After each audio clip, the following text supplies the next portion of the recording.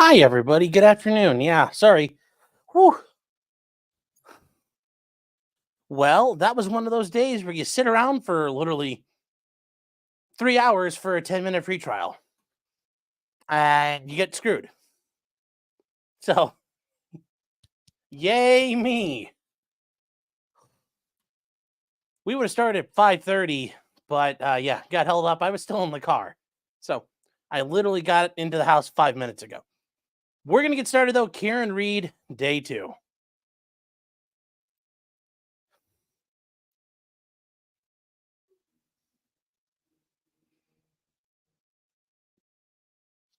Anyways, hello to everybody. Thank you for being here. We are going to get started. Yes, guys, if you're not aware, out in Columbia, at Columbia University out in Manhattan, they apparently took somebody hostage, which that's not going to end well. Don't do that. But is there a new safe house? Can't find the old one. Hold on here. I'll fix that. Thing with locals, they do this stupid, you can only like save it for so long as a pin thing. And then if you try to pin it permanently, it's like, oh, can't look for it. And it's just, yeah. Hold on here. And I bring it up. And we'll bring it up at the safe house again. Pinned 7 days. There we go. It should be all good now, guys.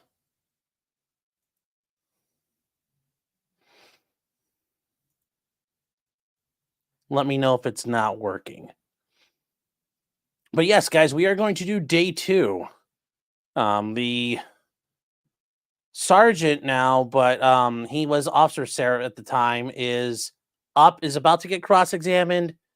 From what I understand, at the very least, we have other examinations from the other officer who arrived shortly afterwards, an EMT who checked out O'Keefe, and then I think there's some other stuff that happened, but I've been promised today's pretty good. Today's got some pretty good content.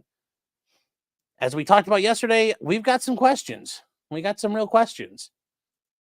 But for right now, we're going to navigate our way through them.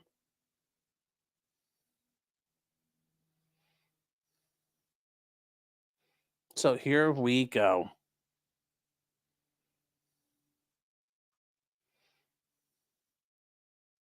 And where did it go? Okay, yeah, here we go.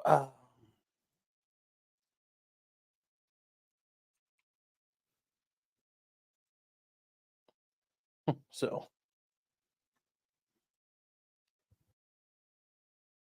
good news is this is only 4 hours long. Positive note, this is only a 4-hour day. So we'll get through this pretty quick. And I have a feeling Karen Reed is going to be a lot like Michelle Trakunis. You guys didn't follow us for that one. It was the one in Connecticut. She was accused of helping her boyfriend murder his ex-wife. That we ran a lot of banker's hours. It was like 26 days and a lot of them were short. So here we go. I mean, it's 4 hours and we're part of it. I mean, we're like 30 minutes in and it was just 30 minutes of dead time. So here we go. All right, chat. Here we go. Hello. Oh, come on, load up. I didn't ask you for too much. Let's get Commonwealth versus Karen Reed, 22117. Hey, good morning again, Counsel. Good morning, Ms. Reed. Good morning, jurors. Wanted to say before we got too far, hello to Hella. How'd you get Hi. You had a hard day? Long day? What's that? You had a long day? A little bit. How'd you get in here? Did I send you a link? Oh, you're a team member, aren't you? Yes. Oh, okay. Fuck. I was like, wait. I'm an Australian. I have all sorts of ways. Yeah. Okay. Yeah, but we did talk earlier. That's what I thought. I know we talked.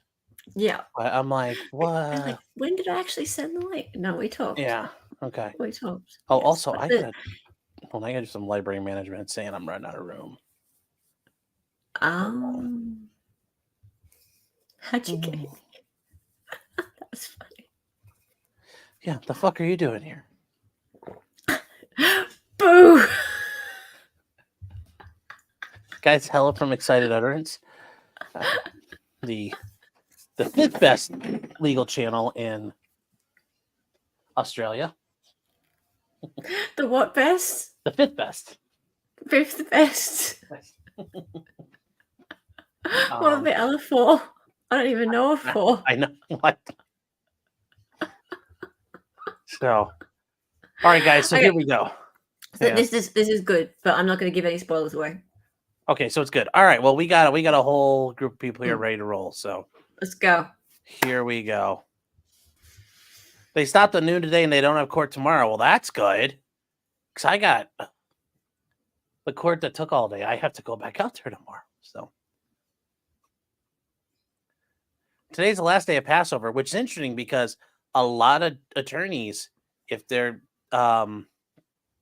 are of the Jewish faith, will, and I've seen this before. And when I was a prosecutor, I had an attorney where we had to schedule around the holidays. So, but yes, today's the last day of Passover. So here we go.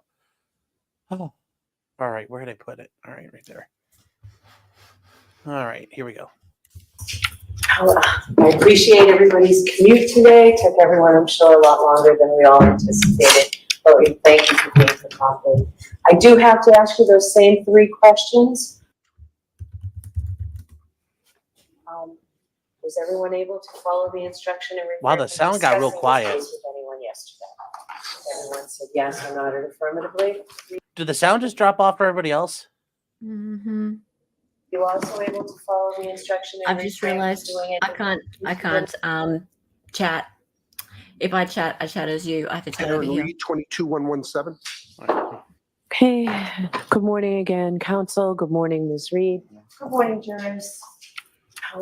I appreciate everybody's commute today. Took everyone, I'm sure, a lot longer than we all anticipated. But So here we go. Let's just get to I don't want to hear it talk. No. The Long Island right, medium Mr. is kind of Jackson. pressing me. Thank you, Your Honor. Good morning, Officer Saraf. Is there anything that you would like to change or amend or modify about your testimony yesterday that you thought about overnight? No. Did you discuss your testimony with any person between the time you got off the stand yesterday and coming back to the courtroom? No. Officer Sheriff, I want to ask you a question or a couple of questions not about me. something called a Who dispatch dare? log. You know what a dispatch log is? Yes. I'll What explain. is a dispatch log? Can you describe for the jurors? Just notes saying what time calls come in and sometimes a short synopsis of what happened on the call. It's an official document generated by the Canton Police Department, correct? That's correct. And it's kept in the ordinary course of business. Yes. It's created at or near the time of the event that it's recording, Yes. and it's supposed to be accurate. Yes. Is that yes? Yes. Yes, Okay. sir. And in fact, what it has is the dispatch details of the event that's in question. Whatever officers show up, what time they show up, the order in which they show up, the location to which they're dispatched, things of that nature, correct? Yes. Have you looked at the dispatch log in this case? No, I have not. May I approach you on it? Yes. This has been pre-marked as Exhibit 27. Take a glance at that and tell me if you recognize that document.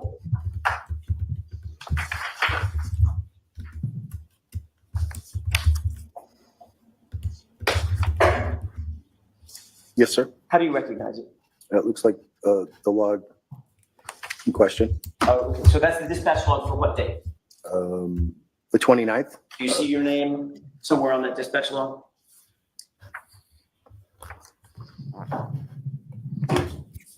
Yes. To the right, one of the 3 officers that was called to the scene. Yes. And that looks like the dispatch log for the call out that you were testifying about yesterday. Is that right? That's correct. May I approach you on it? Yes.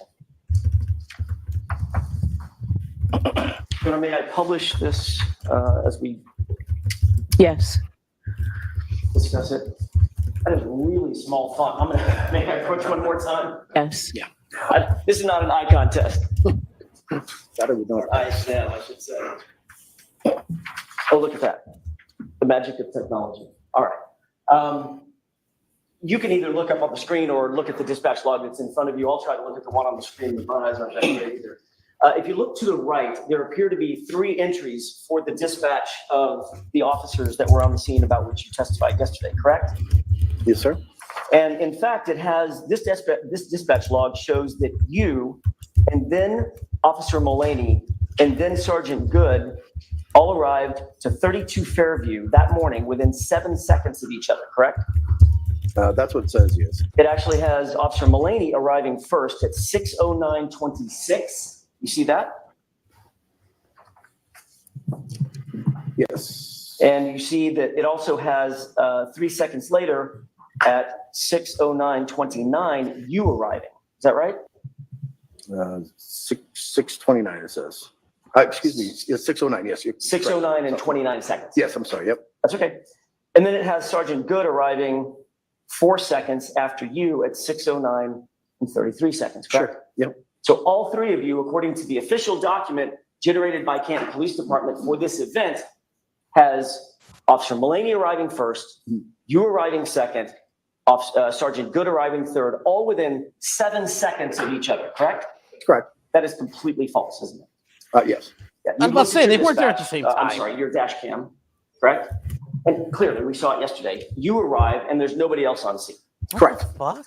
That was at about 6:10 a.m. that you arrived, correct? About that, yes. And then Officer Mullaney actually arrives after you about 6:11 a.m. Is that right?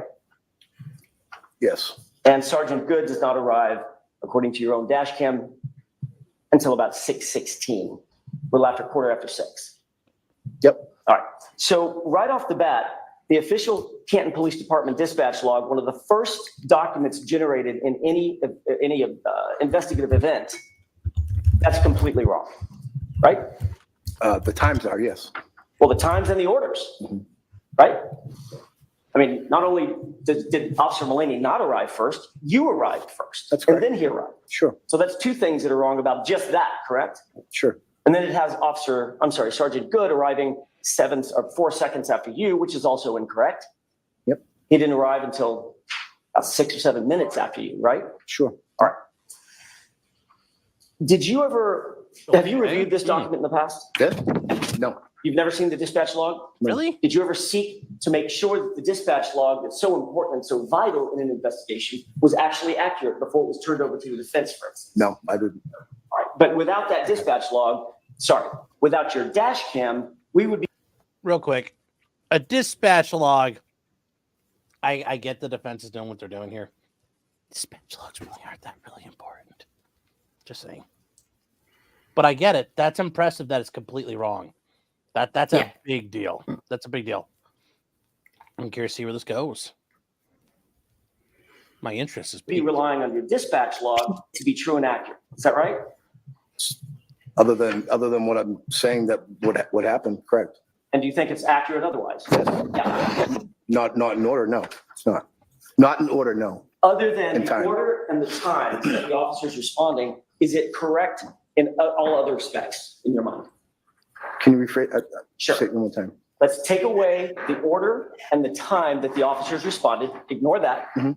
Is the dispatch log otherwise accurate? Yes. Take a look at the left-hand column where it's highlighted in green. What's that address? Highlighting in green? On the screen, it's I'm highlighted. sorry. I'm like, I don't have the document. that's okay. It says 32 Fairview. Did you arrive to 32 Fairview Road? No, You arrived to 34 Fairview Road, that's correct. Yep. So that even the location on the dispatch log is faulty. Is that right? Sure. Yep. May I approach you on it? Yes. Yep. Are there no lights in this courtroom? They're what? There's no lights in this Testified at a courtroom or grand what? jury in April Extremely dark. 2022, correct? I Yeah, they did. turned the lights on so that they could read what's on the screen. It's not like a projector, Oh, I see. Okay, sorry. but it has natural, like really good lighting. And Huh. I always love that when a courthouse is right next to the fire department. Yeah, it's great, isn't it? Hmm. At that grand Okay. jury, do you remember telling the grand So- jurors what address you actually responded So to? the address was wrong. So the address looks like it was off, Yeah. and yeah, the times were off. But I'm curious to see if what they said was off, because that's a bigger kind of like okay. George Kelly. So let's see. Don't recall. I probably, what I said in the grand Would it jury. refresh your recollection if you took a quick glance Sure. at a copy of your grand jury testimony? May I approach you, Honor? Yes.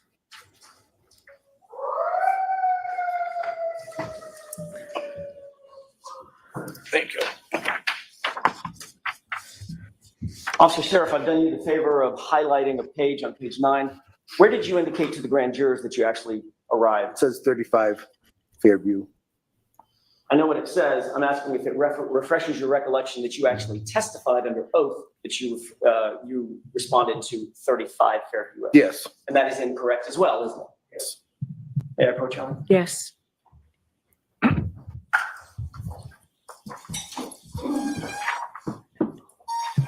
Have you reviewed any of the other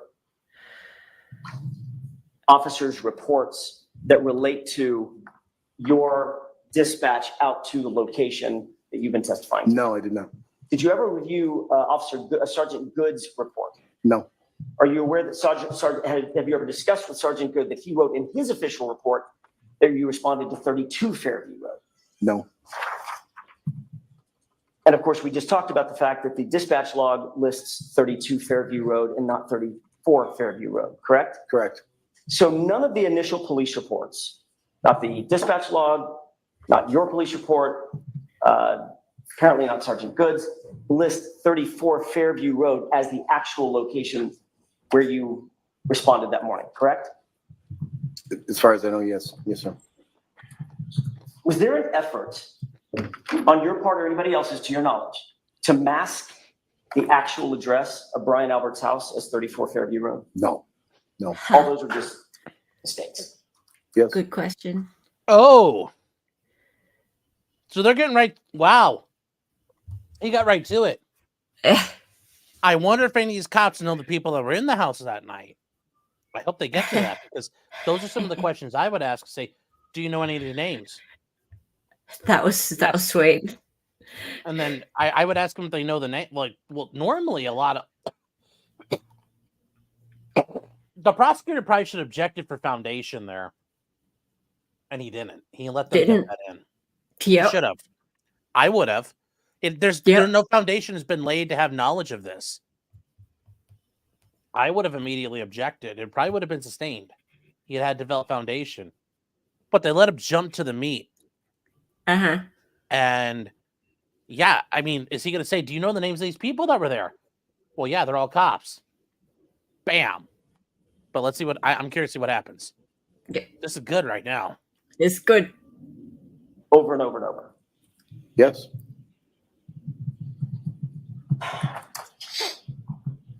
When you made contact with the victim and the women that you described yesterday, did you see any evidence that any of the women had been engaged in life-saving measures? Yes. What did you see? It appeared that Karen Reed was doing mouth-to-mouth on John O'Keefe. You saw, I don't want to get too graphic, but you saw blood on her face? Yes, I did. You saw blood on his face? That's correct. You saw blood in her hair? No, I didn't see anything. You didn't notice that? No, I didn't notice that. Okay. But certainly blood on her face from having engaged in some sort of CPR activity? Yes. Mouth-to-mouth resuscitation, you said? It looked like it, yes. Okay. You also saw Carrie Roberts seemingly assisting with chest compressions. Is that right? Objection? I'm asking a question. Sorry? Objection? There's just no question. No, He's you asking can a ask it. The question. question hasn't been asked yet. Finish the question. Thank you, Your Honor. Did you also see Carrie Roberts seemingly assisting in chest compressions? I don't remember who exactly it was, but it appeared that somebody was doing What about arches. the third woman, Jennifer McCabe? They were all around the body. Did you see Jennifer McCabe ever engage with John O'Keefe as he lay on the ground and assist in any life-saving measures? Did I don't- you witness that? I don't recall. But you do recall my client engaged. Yes.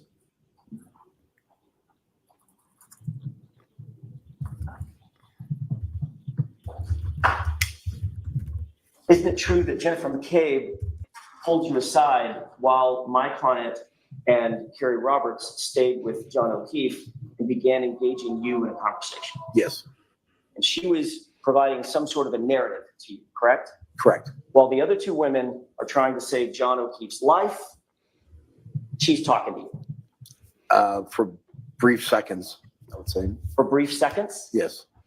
You saw that the Dashcam video was those several minutes on the Dashcam video where she's standing and having a conversation with you. Are those the brief seconds? I don't know what time frame you're talking about.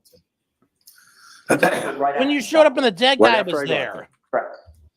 Did you ever see How Jennifer much more McCabe do time frame do you anything need? physically to help John O'Keefe? No, I didn't see anything. Ooh. Did Jennifer McCabe offer to you during that brief seconds that you described, this narrative that she was having, this conversation she was having with you? Did she ever offer the fact that she was standing in front of her sister's house? No, Did she ever offer the fact that her brother-in-law, who lives in the house, is a first responder? Objection. Sustained.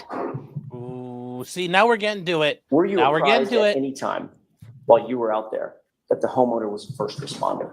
Objection. Sustained.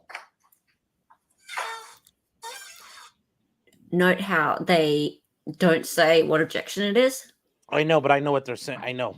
Based on your Like observations about between Karen Reed and Jennifer McCabe, which one of those women appeared to be more focused on trying to save John's life in the moment? Objection. I'll allow it. that's his Can you repeat the perception. question, sir? There's no speculation there. Between Karen Reed and Jennifer McCabe, which one of those two women, based on your observations, appeared to you to be more focused on physically trying to save John O'Keefe's life in the moment? at that point, it was Karen Reed. You would agree with me, Officer Saraf, that in any investigation, details matter, accuracy matters, correct? Sure. Reports are written in police investigation in order to memorialize observations, things heard, seen, experienced by the officers, correct? Yes. And generally speaking, you're trained to write those reports and memorialize those observations as quickly as possible so that things are fresh in your memory. Correct. You don't want to write a report about an incident that you respond to today, 2 years from now. No. As a matter of fact, you're trained exactly the opposite. When you respond to a scene, it's somewhat important. Correct and accurate You need to reporting. get it down on paper as quickly as possible for detail and accuracy, right? Yes. You did, in fact, write a report, a supplemental report for this investigation, where you laid out your observations of that morning, correct? That's correct.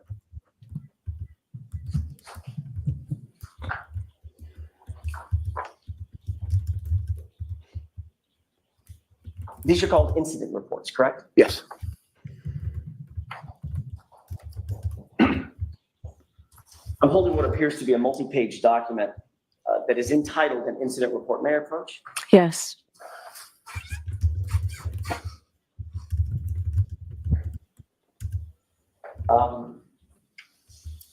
Take a look at the tab page Mhm. and tell me if you recognize what's on that page.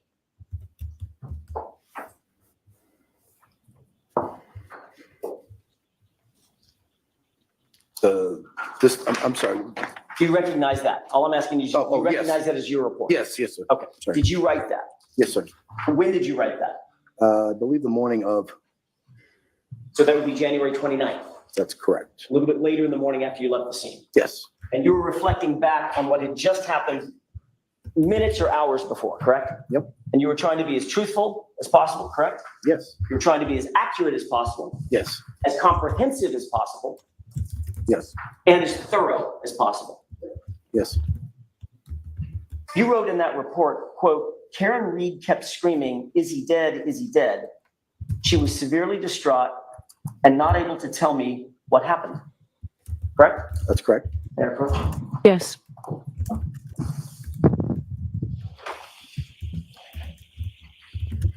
There was no limit to the amount of words that you could put on the page, correct? No, Matter of fact, there's a ton of white space. It's left A bunch of white. unutilized, right? that's correct. You could have taken as much time as you wanted to in writing this report. Is that right? Sure. And is that yes? Yes. There was no reason to abbreviate anything. Is that right? No. And you tried to be as accurate as you possibly could in that moment Yes. and put everything down in that report that reflected what you experienced and what you observed and what you heard that morning, correct? Yes. And the only statement you attribute to my client on that morning, just hours after the incident or minutes after the incident, was she kept repeating, "Is he dead?" Right? Yes. You were interviewed by Michael Proctor the next day, weren't you? I don't know what day it was, but. Would it refresh your recollection to take a look at the report? Sure. May I approach you on it? Yes.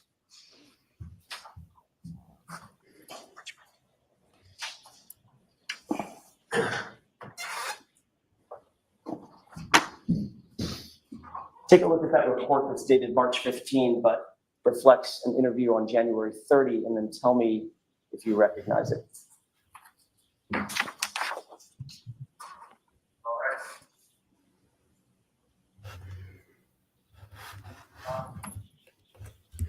Looks like his report. Okay, that's that's Trooper Proctor's report of an interview that he did with you, correct? Yes. And if you look on the second page, paragraph about what you stated to Trooper Proctor. That's highlighted? I highlighted it for you, yes. Yes. Okay. Did you tell Trooper Proctor, let me withdraw that, ask it a different way. Were you trying to be as thorough and comprehensive with Trooper Proctor as you were in your own report? Yes. You weren't holding anything back in that interview, correct? No. You wanted to be as truthful and as honest as you possibly could? Yep. And as comprehensive as you possibly could, correct? Yes. Oh, where's he going? You told Trooper Proctor I know, I'm liking this. Yeah. that you could, quote, hear Karen Reed continually state, "Is he dead?" as the paramedics treated the victim. Officer Saraf then seen Karen inside her friend's vehicle, correct? Correct. So the only statement you attributed to my client the day after this incident was those three words, "Is he dead?" that she continually repeated. Is that right? Yes. Thank you. May I approach? Yes.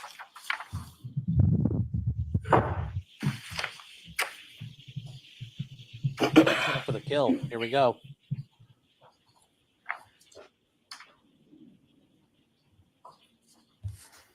In the two times that you were asked to reflect back on exactly what happened that morning, on January 29th and January 30th, both times you attributed only three words to my client having been repeated continually in her distraught state.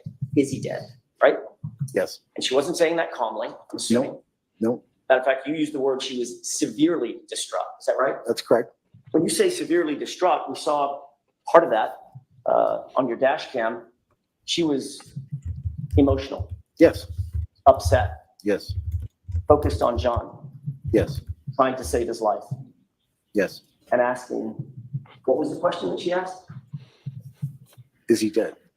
Over and over and over, correct? Correct.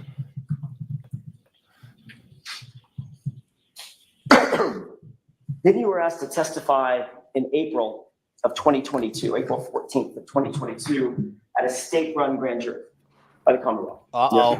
Matter of fact, Mr. Lally was the fine prosecutor who was asking you the questions, correct? Yes.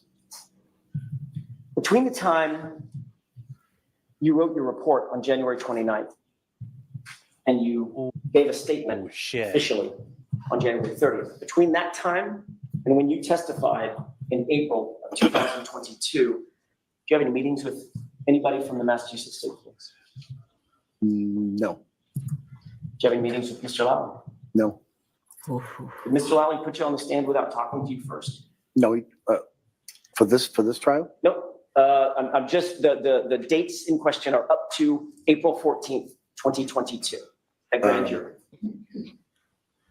I don't recall. You don't recall I if you know met he with says that. either Mr. Lally or any of his contemporaries to discuss your potential testimony?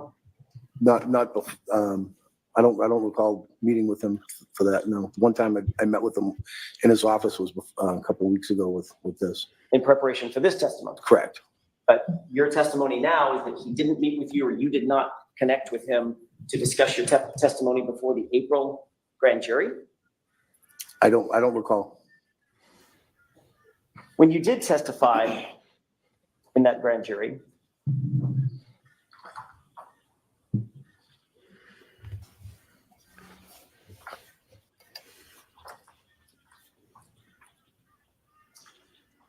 Yes. you changed your story, didn't you? No. You believe you testified completely consistently at that grand jury as you had in your report? I testified for what I remember what happened, sir. I see. Was your memory better in April than it was minutes or hours after the event? Oh, this is Is great. it better? Was it better or worse? I don't know. I don't know. Do you think your memory gets better as time goes on? Not usually, no. No, No. usually it's the opposite. Admit isn't to it? that. Yes. Memories get foggy, they fade. Yes. Which is why you write reports the day of the incident, if you can, correct? Yes. Do you remember what you testified to at the grand jury in April of 2022? The whole thing? No, Oh, sorry, that was a bad question on my part. Just as it relates to statements attributed to my client, Yes. what was your exact testimony in April of 2022? I'd have to look at my. Would it refresh your recollection if you saw a copy of Don't your worry. Sure. He'll grand jury transcript? May I approach? Yes. you go. Oh, god damn. Fancy that. I have it here. Uh-oh. Uh-oh. Let me know once you Oh, no. remember it, once you review that and tell Oh, me no, if that refreshes Chad. your recollection. No. Yes, it does. No. In He's fact, like, I pooped from on there. April 14th, 2022, months after this event, for the first time, you said, quote, and these are your words, tell me if I get them right. She, this is my fault. I don't know. She said, I can't believe this happened. I mean, she kept asking if he was going to die, if he's dead. And, I just basically said, we're doing the best that we could, end quote. That's correct. May I approach? Yes.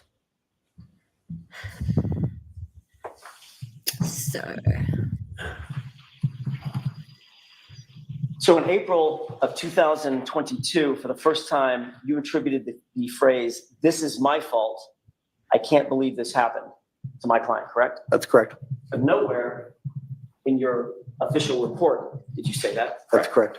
And nowhere in your interview with Trooper Proctor the next day did you say that. That's correct. You think that was a pretty important omission on your part? It was an oversight. An oversight. Yes, sir. That a woman who you made contact with, standing over the body of a fallen police officer, said to you, "This is my fault." Just missed that one. Yes? Yes, I missed it. Yeah, I didn't write it down. Yeah, that's a big thing not to write down, buddy. And then, of course, you testified yesterday. Yeah, I remember it all. And your statement changed again, right? I don't Remember what you said yesterday, these jurors? word for word. Bullshit. Well, I wrote it down. Let's see if this helps. Let's see. Yesterday, you said, that my client said, quote, "It's all my fault. I did this," end quote. Yes. Remember that? That yes? Well, Yes, sir. there you go. But you didn't say that at the grand jury. No. And you didn't say that to Trooper Proctor. No, sir. Oh. And you didn't put it in your report. That's correct. Nah. Ah. Yeah, nah. Look how red he's If you were going. to testify in another 2 or 3 weeks, I think your statement would just keep evolving. Objection. Sustained. Ah. No. That's good. Now I want to shift gears for a second and You talk almost about want what to end Mr. on that comment. actually Yeah, said. yeah. No more questions. You said that you reviewed your Dashcam video, correct? Once. Do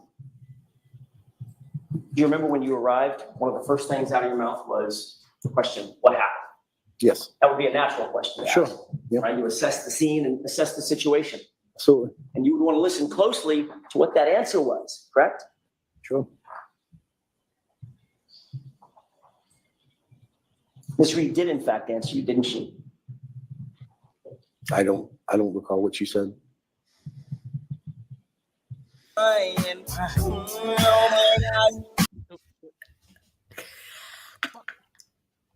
Sorry, I was trying to get that ready for him. Damn it.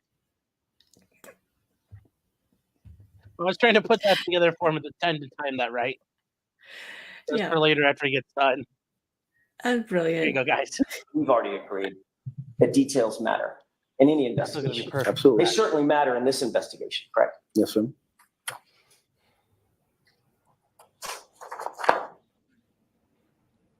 I'd like you to take a look at 100% man. what's been pre-marked as Exhibit 26.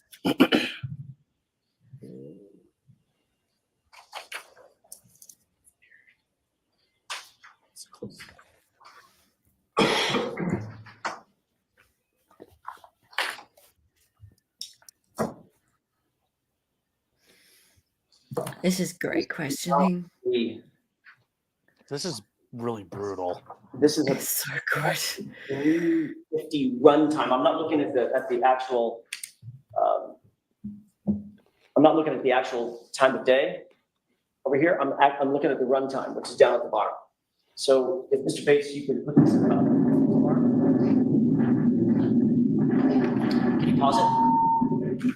Just to orient everybody, does this appear to be your dash cam? Yes, sir. Same dash cam you were looking at yesterday? Yes. Okay, let's go ahead and play it, Mr. Bates.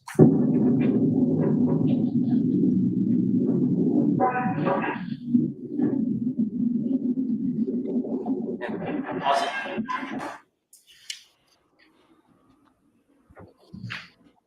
Officer Saraf, just like it's not an eye exam, it's not a hearing exam either. I'm going to do the best I can to raise the volume. And Officer Saraf, I want to focus your attention, if you wouldn't mind, on 9 seconds after you say what happened. Just count in your head and listen very, very carefully to the woman's voice that responds to what she says. Go ahead.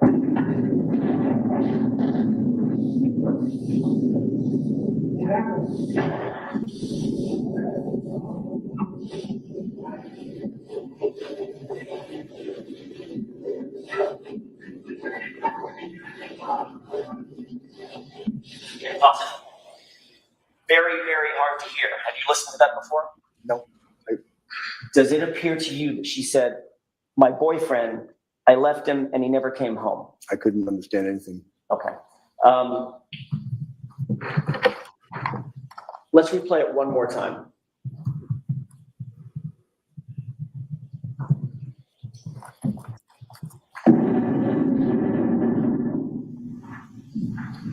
Turn the volume up one more time right at that moment. Listen for a woman's voice just under. Sorry, I was asking Officer Saraf, please listen to, there's a din of noise, obviously, road noise, wind noise, etc. It's your dash cam, the audio from your dash cam. Once you close the door, listen very carefully, about 9 seconds after you say what happened, for a woman's voice, and see if you can make out what that voice says. Sure.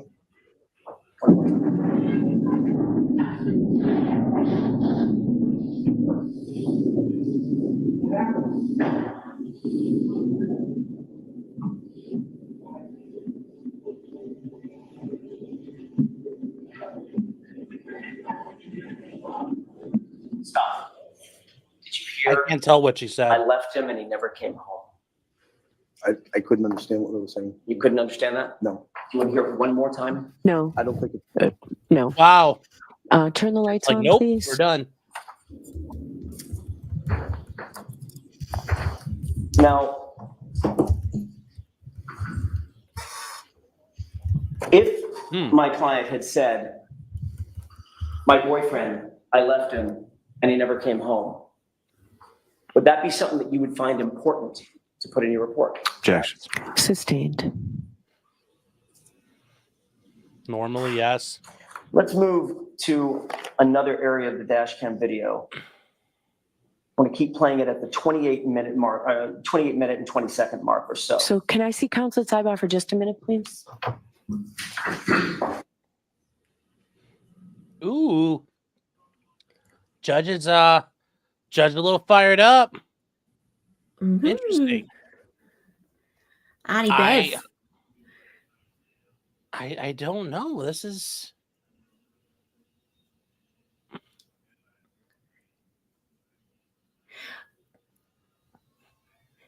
Surely This is that not good. audio is not good. too it's too hard to interpret. Like it's open to interpretation. Yeah. But this is he's left out a lot so far. He basically made up testimony. All right. Yeah. Well, they go back to the dash cam here real quick. Mm. Okay. So here we go. Let's see. Do you recognize your dash cam video being on the left of the screen? Yes, sir. Okay. Have you looked at Sergeant Good's dash cam video, which is squared up on the right side of the screen? No. You've never seen it? No. Okay. Does it appear to you that these are two different perspectives of the same scene? In other words, you see the car or the SUV on the left side of the screen right here, correct? Yes, sir. See that same SUV right there, correct? Yes, sir. Okay. Does that appear to be two different perspectives, two different angles Yes. of basically the same thing? Yes. Okay. I want to draw your attention to the individuals to the left of the SUV right here. There's a person wearing a hood with fur on it. Is that Carrie Roberts? To your memory? I don't know. Okay. There appears to be another person with a darker jacket standing just in front of that person with the hood and fur. You see that person? Yes. Okay. I'm going to ask you to focus on the person in the darker jacket. Sure. I believe, and the only reason I'm asking you to focus at this point is because I want to try to play this just once and see if you recognize what's depicted in the video. Sure. What I expect you may see is this person move out of sight behind the SUV, and then in the background, there's an SUV parked in the driveway. Yeah. Pay special attention to that portion of Okay. the SUV and see if you see that person in the dark jacket pass from right to left in front of that SUV. I'd almost as if they're object going to to the leading at house. this point. I haven't told you what you see.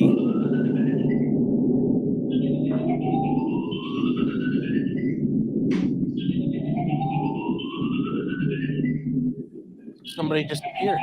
Go ahead and pause it. Have you seen the person in the dark jacket leave the view? Yes. Did she appear to go behind the Is that SUV? is that McCabe that did this?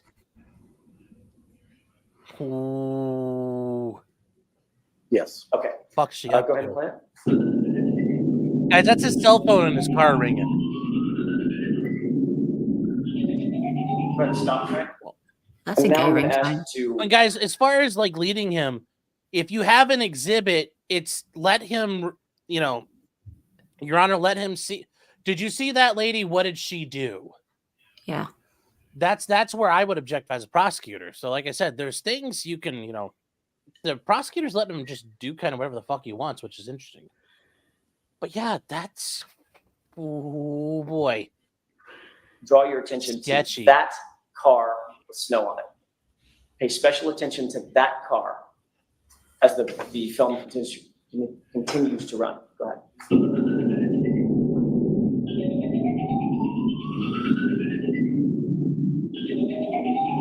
Pause. Do you see a person standing in front of the car? It appears to be a person. Yes. Walking from right to left? Ooh, Yes. Would that be toward the house? ooh, shit. Yes, it would be. Okay. And also, if you wouldn't mind switching your perspective, now you're looking more at the front of the house. Oh, fuck. Continue watching the film Uh-oh. and see if you see that same person walking toward the house. Am I right? This is allegedly Jed McCabe, the lady who wasn't crying. Apparently. Yeah. Oh, she's gonna go boop, boop, boop, boop, walk right in. did it stop? Did you see that? Oh, damn. No, I didn't see. Oh, yeah, yes, I saw the shadow, yes. Right. The shadow of a person Yes. walking toward the front of the house. That was Jennifer McCabe going into the house, wasn't it? I have no idea. Was it a person going into the Oh, house? I don't know. It's a person, yes. Did you give anybody any permission to go into the house? No, not my own. Would you think that a witness in a homicide scene, we can go ahead and raise the lights. Thank you. Would you think that a witness at a homicide scene being allowed to go into a house to make contact with other witnesses? I didn't know it was a homicide scene, sir. If I could finish my Doesn't matter. question.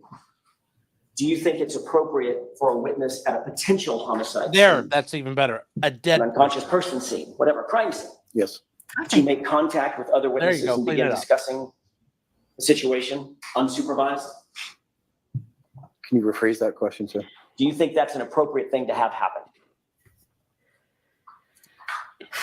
I have no answer for that, sir. I don't know what you're asking. Officer Sarah, when Answer the you go to a question. crime scene, Yes, sir. one of the first things that you'd want to do is secure the scene and separate witnesses so that interviews could be conducted, correct? Sure, You wouldn't want witnesses just cavorting together and getting their story straight, right? correct. You'd want to avoid that at all costs, right? Yes, yes. And Okay, why at is least that? he admits that. So they can't collaborate their story. Yet there was there was a person walking from the area where a body was found in the lawn of a house, walking into the house to make contact with other individuals, correct? It appeared that way, yes, sir. Does that seem appropriate to you? No, Of course not.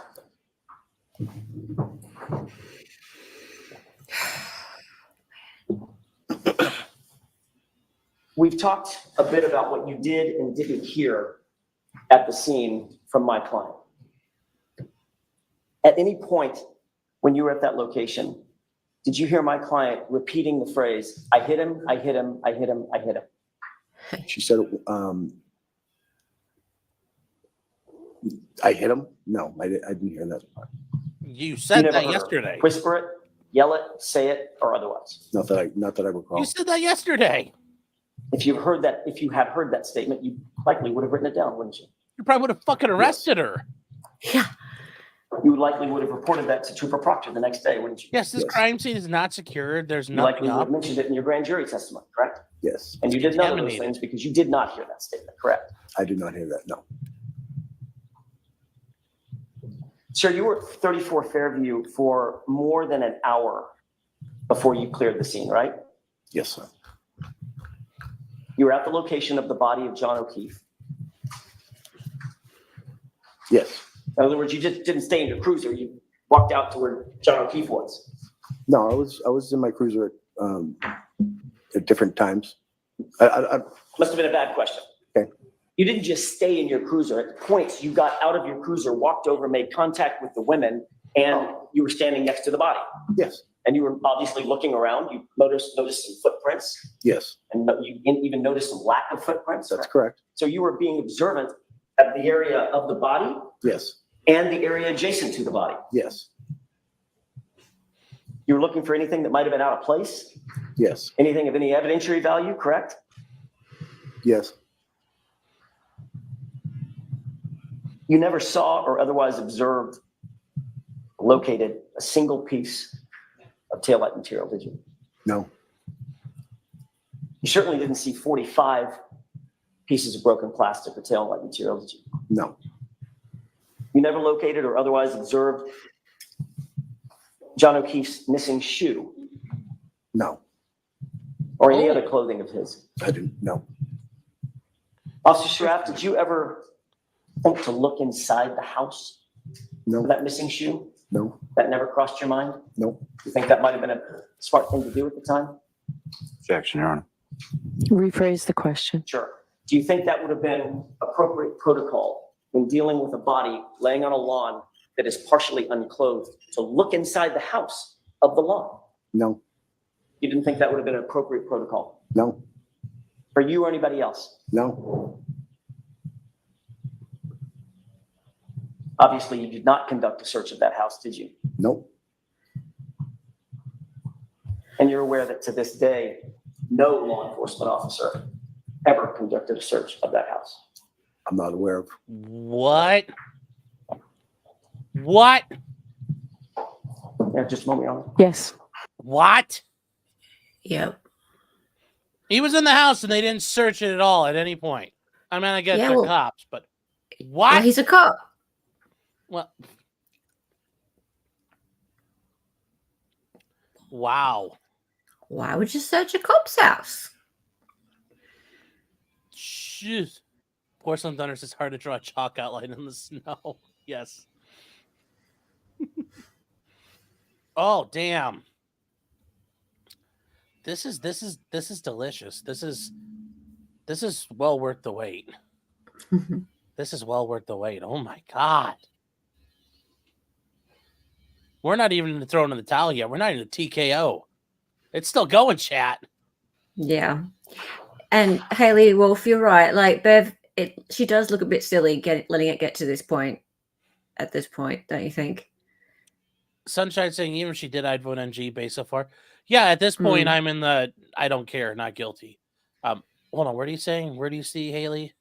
Haley Smith just said, no, the other one. Hang on, I'll bring it up. This one. Haley said, have you learned like this? No. And I will admit, I let my personal feelings and beliefs get in the way of the case because I didn't trust the messenger purporting it. So no, I bailed on it. And at the same time, I kind of got the vibe of like, where everybody's like, oh, let's talk about what the hell is. Then everybody's like, they're a bunch of sketchy fucks. It's like, I tend to avoid jumping on bandwagons. Agreed. But yes. Yeah, Haley, I know right now all I know. Actually, exactly the same. And this was the one I said. Bev should never have let this get to this point. She looks like an idiot. The judge saying that? No, well, Haley's saying that Beverly, the judge, should never let this get to this point. She looks like an idiot. So, well, yeah. I mean, to have a motion to dismiss, basically, you're having a trial anyway, because you tell them, show me your evidence, and then she would weigh it. So you're still having a trial. So there's only so much she can do if the state has a shitty case. I guess, but how does okay? I'm going to ask the question. I'm sorry to No. Let's do it. Let's do it. Yeah. Okay. So how does the public know so much up to this point that so many people?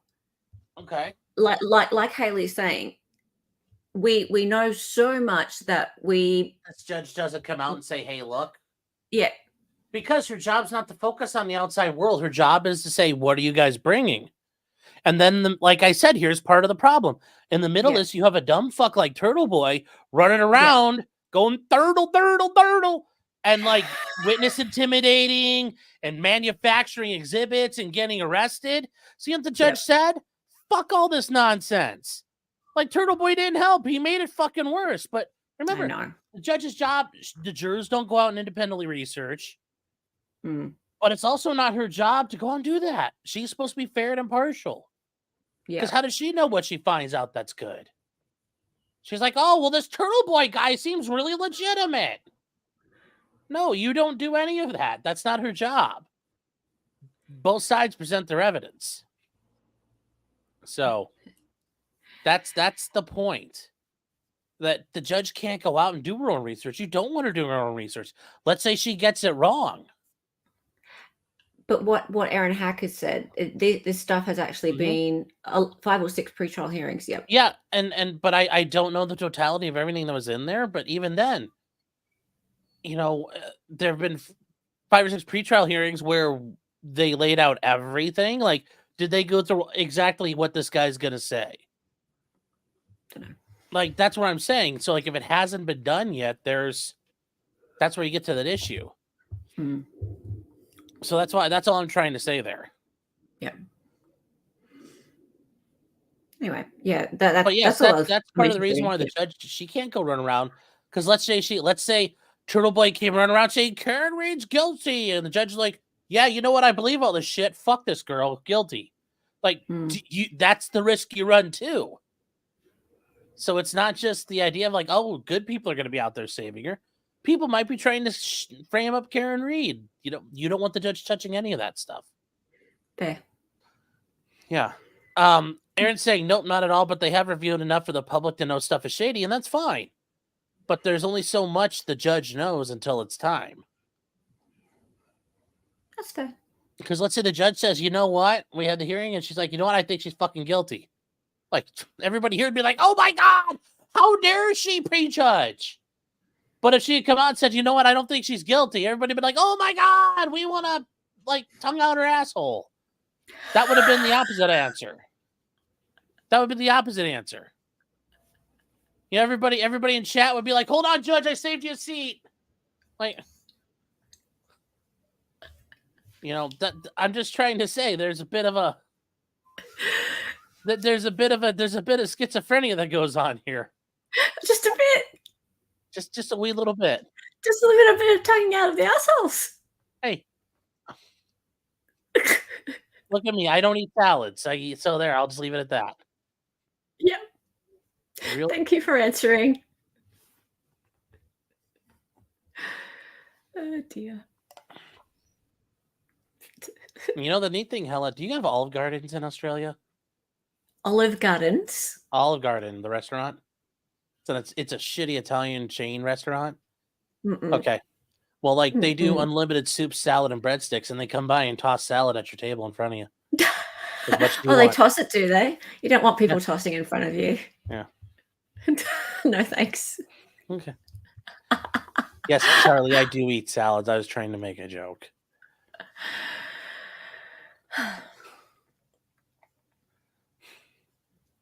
Don't fucking insult Olive Garden. It's all boiled in a bag anyway.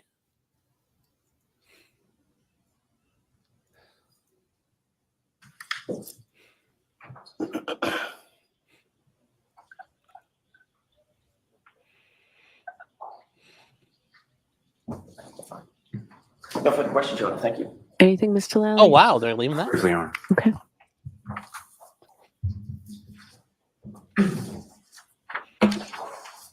Hey, God.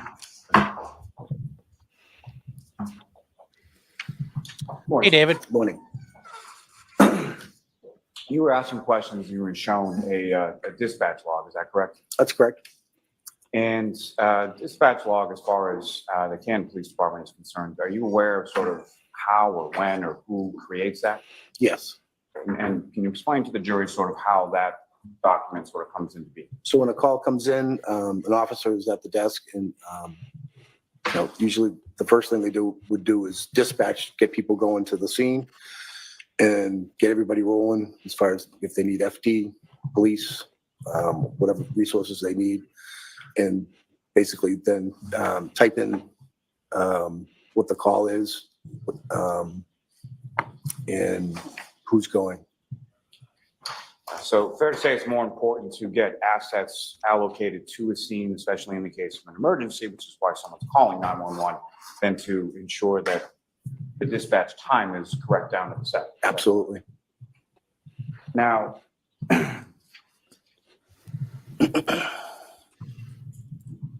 you were asked some questions about different things that you heard the defendant say, correct? That's correct. And you were shown specifically some grand jury testimony from April of 2022, in which you indicated during that testimony that the defendant stated, "This is my fault." Yes. And is that based on your memory of what she said? Yes. And you also testified yesterday along those same lines, correct? Correct. What you testified to before this jury, as far as your memory, is that accurate as to what happened on that scene, January 29th, 2022? Yes. Now, prior to this call, did you know Kerry Roberts? No. Did you know Karen Reed? No. Did you know John O'Keefe? No. Did you know Jennifer McCabe? No. Based on what you've seen as far as the dash camera, would you be able to differentiate between Jennifer McCabe or Kerry Roberts from that dash camera footage? No. Now, while you were on scene, This is very low did you energy. see anybody from 34 Fairview Road from that address come outside? No. Did you see anybody from any address address on that entire street for the entire 90 minutes that you were there come outside? No, Now, you were asked some questions about some different addresses on Fairview, whether they be 32 or 35. Do you know where either 32 or 35 is located in relation to 34? it will be next to each other in sequential order. Nothing further. Okay. Nothing, Your Honor. Thank you. All right, you're all set, officer. Thank you. Thank you. Okay. Mr. Lally, who is your next witness? Your Honor, I'm to call Officer Stephen Mullaney to the stand. That was the- very, very low energy. Yeah. Wow. They took a massive fucking hit there. And That her- was a massive, massive, massive hit. That like they were steaming along and they just got hit by a fucking torpedo. And they're just like they are taking on water. I don't see how you can that was awful for them. They didn't try and clean it up at all. No, and I'm more concerned. Am I sponsored by Truth Finder? No. But I can't block that out. I can block it for you if you want. No, I'm good where it's at. I just don't want to leave the ticker alone, but Mm. that's also the cringiest, the Truth Finder trial ticker. Truth Finder. Yes.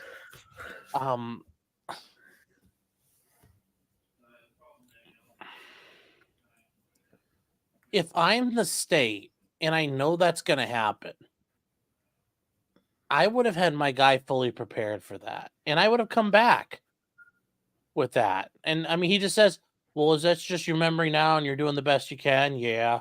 Okay, you're heckin' good. But this guy has such a fucking ego where you're like, well, Karen Reed killed this guy. And John O'Keefe, well, some people called him Godfather. And he taught his blind nieces how to read and play water polo while riding a dirt bike. That's all I know right this point. This was not good. This was very, very bad for the state. Very, So very this bad. guy's the next officer, I heard. So he's the second officer who shows up, right? Okay. Let's see. Stephen Mullaney. Let's go. No, that's the stenographer talking into a thing, guys. When they've got the like that, that's the stenographer.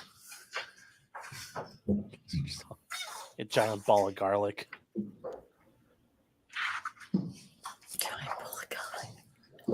Karen took good care of those children.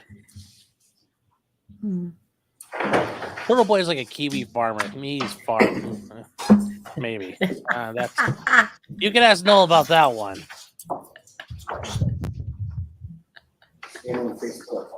Raise your right hand. Do you solemnly swear the evidence you give in the court and jury in the case now and hearing should be truth, the whole truth, and nothing but the truth, so help you God? Yes.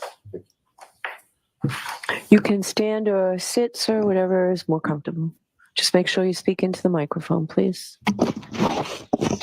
Hey, whenever you're ready, Mr. Lally. Thank you. Morning, sir. Morning. Could you please state your name and spell your last name? Stephen Mullaney, Mullaney. And how are you employed, sir? I am employed by the Canton Police Department as a patrolman How long have you been a patrolman for the Canton Police? since July 2020 and a full-time officer since August 2021. And if I could call your attention to the evening of January 28th, 2022 into the morning of January 29th, 2022. Were you working on that occasion? Yes, I was working the 11:45 p.m. to 7:45 a.m. patrol shift. And were you dispatched to a call shortly after 6 a.m. on the 29th? Yes, I was. And where were you dispatched to and what was that in regards to? 34 Fairview Road for a unresponsive party. Now, if I could turn back just for a second, as far as when you're assigned as far as a patrolman with Canton Police, are there different sort of geographic sectors within the town to which you're assigned? Yep, I was assigned to the east sector. And it's Fairview Road within that east sector? It's the west sector. So you were assigned to the east sector, but dispatched to a call in the west sector, is that correct? Correct. Do you know why that was? Yes, east The east sector backs up the west sector.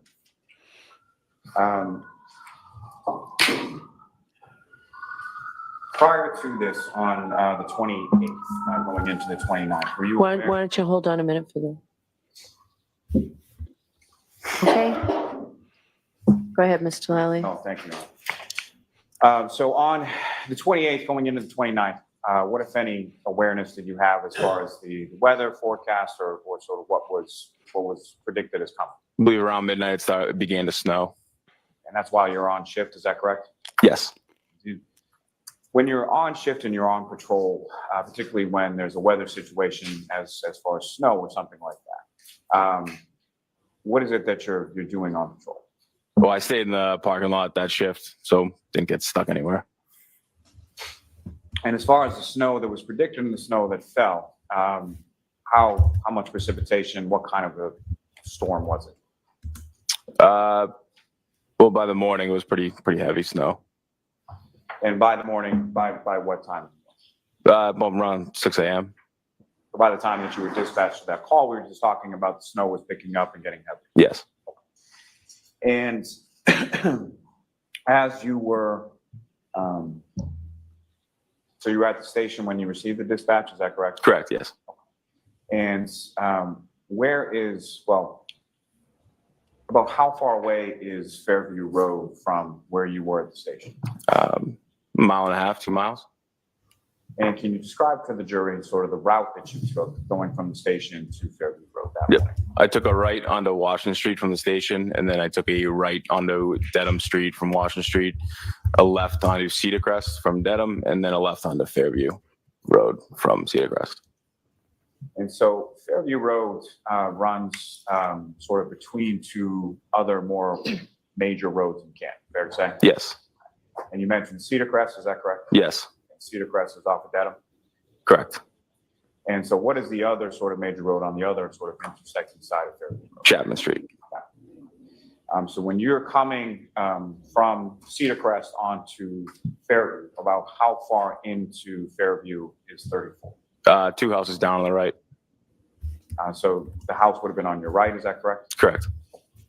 And in addition to yourself, who, if anyone else from your department was dispatched to this call as well? Officer Saraf. And who, if anyone, arrived first? Officer Saraf had arrived prior to my arrival.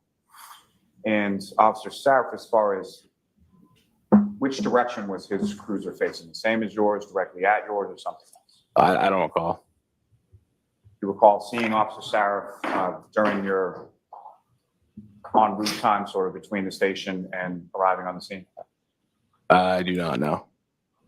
Now, as far as when you're driving from the station to the scene, what, if anything, do you recall about sort of the road conditions, visibility, anything like that? Visibility was difficult. I don't exactly recall how far you could see, but it was definitely coming down. And at this point in time, on January 29th, just after 6 a.m., what is sort of the lighting conditions? Has the sun come up yet? Is it dark out, or what's going on? It was still dark out. And if you recall, what was sort of the vehicular traffic on the roadway between the station and your arrival on Fairview Road? I don't recall there being any traffic. Now, as far as when you are coming to the scene, do you recall whether or not you had to activate sort of your lights or your sirens or anything like that? I believe I would have used the blue lights. You recall using sirens? I do not recall whether or not I used sirens. And if you know, about how much time elapsed between the time that you received the call and the time that you arrived on Fairview? 3 minutes approximately. And when you arrived there, what, if anything, is sort of the first thing that you see? I saw Officer Saraf towards like the front lawn, kind of surrounding the victim. There's a couple other people as well. And the fire department was on arrival right about the same time. And so beyond yourself and Officer Sarah from the Canton Police, were there other sort of town assets that we dispatched to this call as well? The fire department. And when you say the fire department, how many sort of vehicles or what was their response as far as? I believe they had a fire engine and ambulance.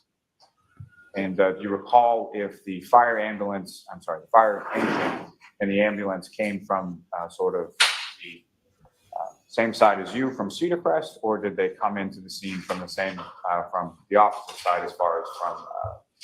I think they had come down Chapman Street to Fairview, and they were facing towards Cedar Crest. Now, so you arrive there, you see Officer Saraf and people from the fire department, correct? Yes. And you indicated that you saw a person on person on the ground. Is that correct? Yes. And just for clarity purposes, at some point subsequent to this, you were able to identify the person that was on the ground. Is that correct? Yes. That was John O'Keefe. Is that correct? Yes, sir. And More like O'Keefe. where the other people that you indicated were there, where were they in relation to John? I think I don't really recall where everybody was upon my arrival, but I think everyone was kind of like in the vicinity around the curb to the street. Now, as far as when you're first arriving, you're pulling up to the scene, were you able to see Mr. O'Keefe on the ground at that point, or did? I saw people around him, but I had to get closer before I saw the victim on the ground. And so the other people that you saw around him, were they kneeling down, standing up, or something else? I believe Officer Saraf was still standing up. I don't recall anyone else. And so fair to say you saw our Officer Saraf standing up near Mr. O'Keefe before you actually saw Mr. O'Keefe, correct? Yes, yes. Now, this particular area where you saw Officer Saraf standing up and Mr. O'Keefe or Officer O'Keefe on the ground, what, if any, sort of additional ambient lighting did you observe in that area? Was there any street lights or anything like that around there? Not that I recall. Now, in addition to Officer Saraf, at some point did you encounter some other individuals or civilian people on scene? Yep, Miss Jen McCabe. And in addition to Miss McCabe, were there any other female parties there as well? Yeah, Carrie Roberts. And in addition to Ms. Roberts, was there any other female parties there? Yes, Miss Reed. And just to be clear, do you see Ms. Reed in the courtroom today? Yes. Okay. Could you identify as to where she's seated or an article of clothing she's wearing? Black dress. That's a record reflect identification. Yes. Now, He's very racist. He's addressing her. Yes, Officer Saraf is not a prior cat. to this call, No. did you have any Not prior sort of approved. familiarity with Being mentioned. No. The Fed. John O'Keefe? No. With Jennifer McCabe? No. With Carrie Roberts? No. Just a minute. And when you arrive and you Have make to open those the sort of dander initial now. observations, where is it that you go? What, if anything, do you do? The fire department began their life-saving measures, and at one point we were able to get him onto the stretcher or Saved his onto life too well. a backboard, I believe it's called, and then onto a stretcher. And what, if any, involvement did you have with that? I assisted the fire department in placing him on the backboard and then helping get him onto the stretcher. Very annoyed. Now, as far as More you annoyed mentioned than that usual. Look in his ears. where you came and located Mr. O'Keefe, you recall sort of what position his body was in when you first observed him? He was lying face up, was back on the ground. And you recall where he was in relation to the roadway, if you can tell? Yeah, he was on the front lawn. Oh, whoops. I didn't know exactly where the curb was, but I would think about Popped it into chat. approximately 10 feet from the curb. And so you mentioned that you couldn't tell exactly where the curb was. Why is that? There was snow on the ground. So the snow sort of covered the curb at that time that you're there, is that correct? Yes. But you approximated it was about 10 feet into the lawn. Yeah. And the snow on the ground that you observed at the time when you first arrived, about how much snow had accumulated on the ground? I'd say at that point, approximately 6 inches. And what, if any, snow did you observe on any part of Mr. O'Keefe's body when you first saw him? There was really no snow, but you could tell that he had been in the conditions. It was almost as if it was like water, kind of like frozen on kind of to his face. And did you make any observations, or what if any observations did you make beyond his face as far as sort of the rest of his body? I don't recall really any other observations. Do you recall how he was dressed? I do not. Do you recall what if any snow was on any other part of his body? I do not. Now, as far as Mr. O'Keefe was concerned, what if any observations did you make as far as any injuries to Mr. O'Keefe at that initial time? I did not recall any injuries. So nothing stood out to you, is that correct? No, correct. And you assist the fire department getting him onto a backboard, correct? Yes, And where did Mr. O'Keefe go from there? to the ambulance. Did you go to the ambulance as well? Not that I recall, no. So fire department sort of takes over care of Mr. O'Keefe at that point. Yes. So after Mr. O'Keefe is lifted up, when he's lifted up, what, if anything, did you observe as far as the grounds that had been underneath Mr. O'Keefe and where he was? I didn't recall anything. Observe anything? No. Out to you? No. You recall even looking sort of in that area? No, I think he was in front of me, so I wouldn't have seen what was under him. And so after Mr. O'Keefe is taken by members of the fire department over to the ambulance, what is it that you did? Officer Saraf, at that point, we were trying to identify the victim, so I spoke to Miss Not McCabe. you. It's okay. And It's all right. without shield your sort of ears. anything that Ms. McCabe told you, about how long period of time did you talk to Ms. McCabe gathering information? Approximately Fine. 2 minutes. And who, if anyone else, Not a did Fed. you speak with attempting to gather information regarding Ms. Rose? Miss McCabe's the only one I recall speaking to.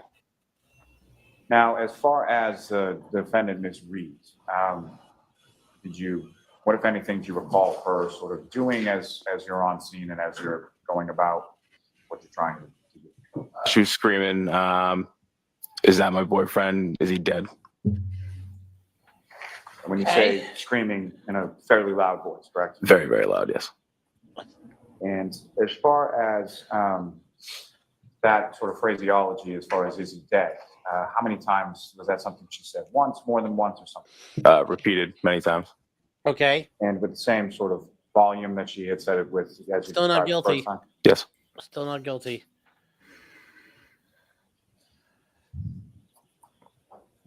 Still not guilty. No. She said all along she said that. Yeah. And as far as, if you know, about how long was the ambulance on scene before it left to go to the hospital? 10 minutes approximately. Do you know what hospital it went to? Good Samaritan. And after the ambulance left and went to the hospital, where did the three women that you're talking about being the defendant, Ms. McCabe, Ms. Roberts, where did they go? I believe they left the scene. So did you have any, or what, if any, conversations did you have with any of them following that? None. Now, as far as Ms. Reed, the defendant, is concerned, what, if anything, else did you observe as far as her saying or her demeanor or anything like that? Just the screams and she was very distraught. Now, at some point, did Ms. Reed sort of stay in one place, or where did Ms. Reed go sort of around the cruisers and the ambulance and all of that? I believe she went into one of the vehicles. I don't know if it was a cruiser or one of the cars. Just stay warm. And the other two women that were with her, as far as Ms. McCabe, Ms. Roberts, were they in the same general vicinity as the defendant, or were they separated, if you recall? I don't recall.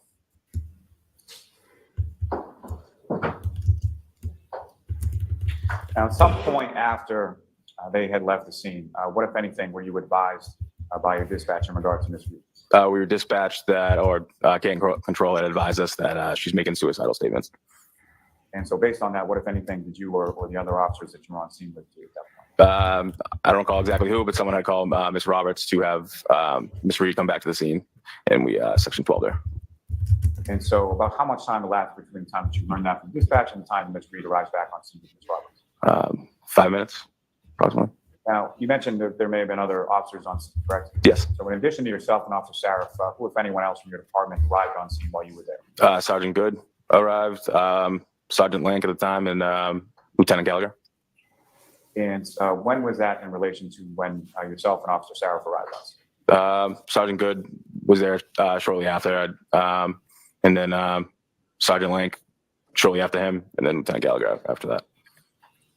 And in total, as far as sort of the earliest and the longest, about how long was it until Lieutenant Gallagher arrived on scene? I'd say less than 45 minutes. And in total, how long was it that you were on scene that morning? 90 minutes to 2 hours. And during the course of time that you were on scene, at some point, did the sun come up? Yes. And during the time that you were on scene, as far as the conditions, and let me ask just a little bit more about that. So you indicated something about snow being on the ground and not being able to see the curb, correct? Yes. What, if any, sort of other things in addition to that, from a weather perspective? What was the temperature out at that time? It was very cold. It's cold. Could you, or do you have any estimate as far as to how cold? 25, and it was windy. And when you say windy, could you expound upon that as far as like what kind of wind? Like, are we talking constant wind, gusts, or something? I would say gust to constant. And fairly strong winds, light winds, what kind of? Not necessarily strong, light winds, but it was definitely windy. And during that sort of total time, about 90 minutes or so that you were on scene, was the weather consistent throughout that entire period that you were on scene? That I recall, yes. Now, in the area where you first observed Mr. O'Keefe's body on the lawn, after his body was removed by the fire department, what, if anything, did you observe sort of in that general area? Nothing.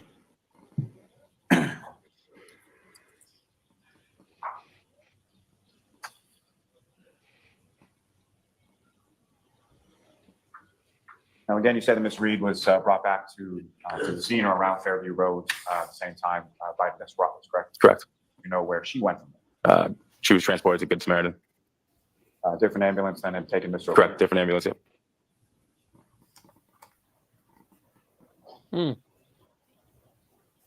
This is not good, guys. Now, as far as Mr. O'Keefe was concerned, you assisted getting him onto the backboard, is that correct? Yes. Did you also assist getting him onto the stretcher? Yes. And beyond sort of the visual observations that you made, did you have occasion to, in that process, have any sort of tactile observations? Did you come into contact with Mr. O'Keefe's body at any point? No. Tactile. Did you sniff them? Did you taste them? Did you lick them? Beyond what you've already testified to, did you make any other observations? A few people are asking what's not good. His body or any injuries? No. We haven't gotten to it, but I mean, like, we haven't heard her say, did you hear her say, yes, I did it, I ran him over, like the other cop says. Because you were right there. Did you hear any of that? And we haven't heard him say that. Right. Like, say it's my fault, fine, but that's a very open-ended. But we haven't heard the, like, you know, yes, I did it and I had fun. I did it. Yeah. Like, here, I'll show you how I did it to him. Yeah. So no one said that yet. Yeah. No one said that's what. Well, I'm looking at this as, well, they have to get out in front of that, and hopefully he can do this if they're them, but they haven't done it yet. So when are they going to do it? Mm-hmm. And the longer they take, the worse this looks, in my opinion. Yeah. I don't recall. Yes, if I did it. If I did it.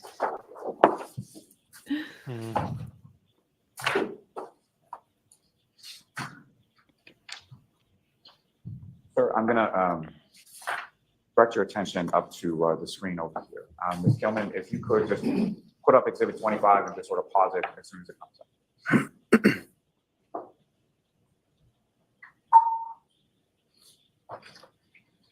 So, Officer Mullaney, I'm directing your attention to the screen and what's been marked as Exhibit 25. Generally speaking, what's depicted up on the screen here, is that consistent with what you recall as far as the conditions when you were responding to Fairview Road that morning? Yes. Thank you, Ms. Gilman. If I could ask for Exhibit number 3. Yes. I'm sorry, Exhibit number 9. There we go. And Officer Mullaney, directing your attention Look to at what's potato on the screen, pictures is again. marked as exhibit number 9. Do you Jeez. recognize what's depicted in that photograph? Yes. What do you recognize? That's 34 Fairview. Pretty. That's how it's depicted in that photograph. Is that a relatively fair and accurate portrayal of what you observed of the residents on It's the $1 morning million of house. 2020? Yes. We don't get snow And like then, that here. Ms. Gilman, if I could have exhibit number 18.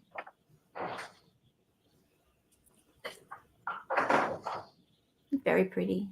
And again, And it's Officer a nice Mullaney, house, what's yeah. up on the screen? Do you recognize what's depicted in exhibit 8? Yes. And what do you recognize that? That's 34 Fairview. That's sort of a different view, is that correct? Yes. Now, with regard to the residents, if I'm standing on the street and I'm facing the residents, as in the previous photo, Hello, Phil. the area of the lawn where you first observed Mr. O'Keefe laying on his back with his face up, would that be to the left of the residence, the right of the residence, or at the center or something else? Left. And what, if anything, did you observe sort of in that general area as far as any sort of landmarks or things that were in that area? A fire hydrant and a flagpole. And may I approach the witness room? Yes. So, sir, I'm trying to, this is a laser point, just we can push that button there. Okay. So, officer, if I could ask you, using that laser pointer directly. Did you say we're getting pushed up by Karen? Direct the jury's attention to where in that photograph, if anywhere, you recall Mr. O'Keefe's body being located when you first. Right in this area. Thanks. If I may have one moment, Your Honor. Yes. And officer, you can. Thanks. These pictures don't show anything. I have no further questions to this witness, Your Honor. Right, cross-examination? Thank you, Your Honor. Here we go.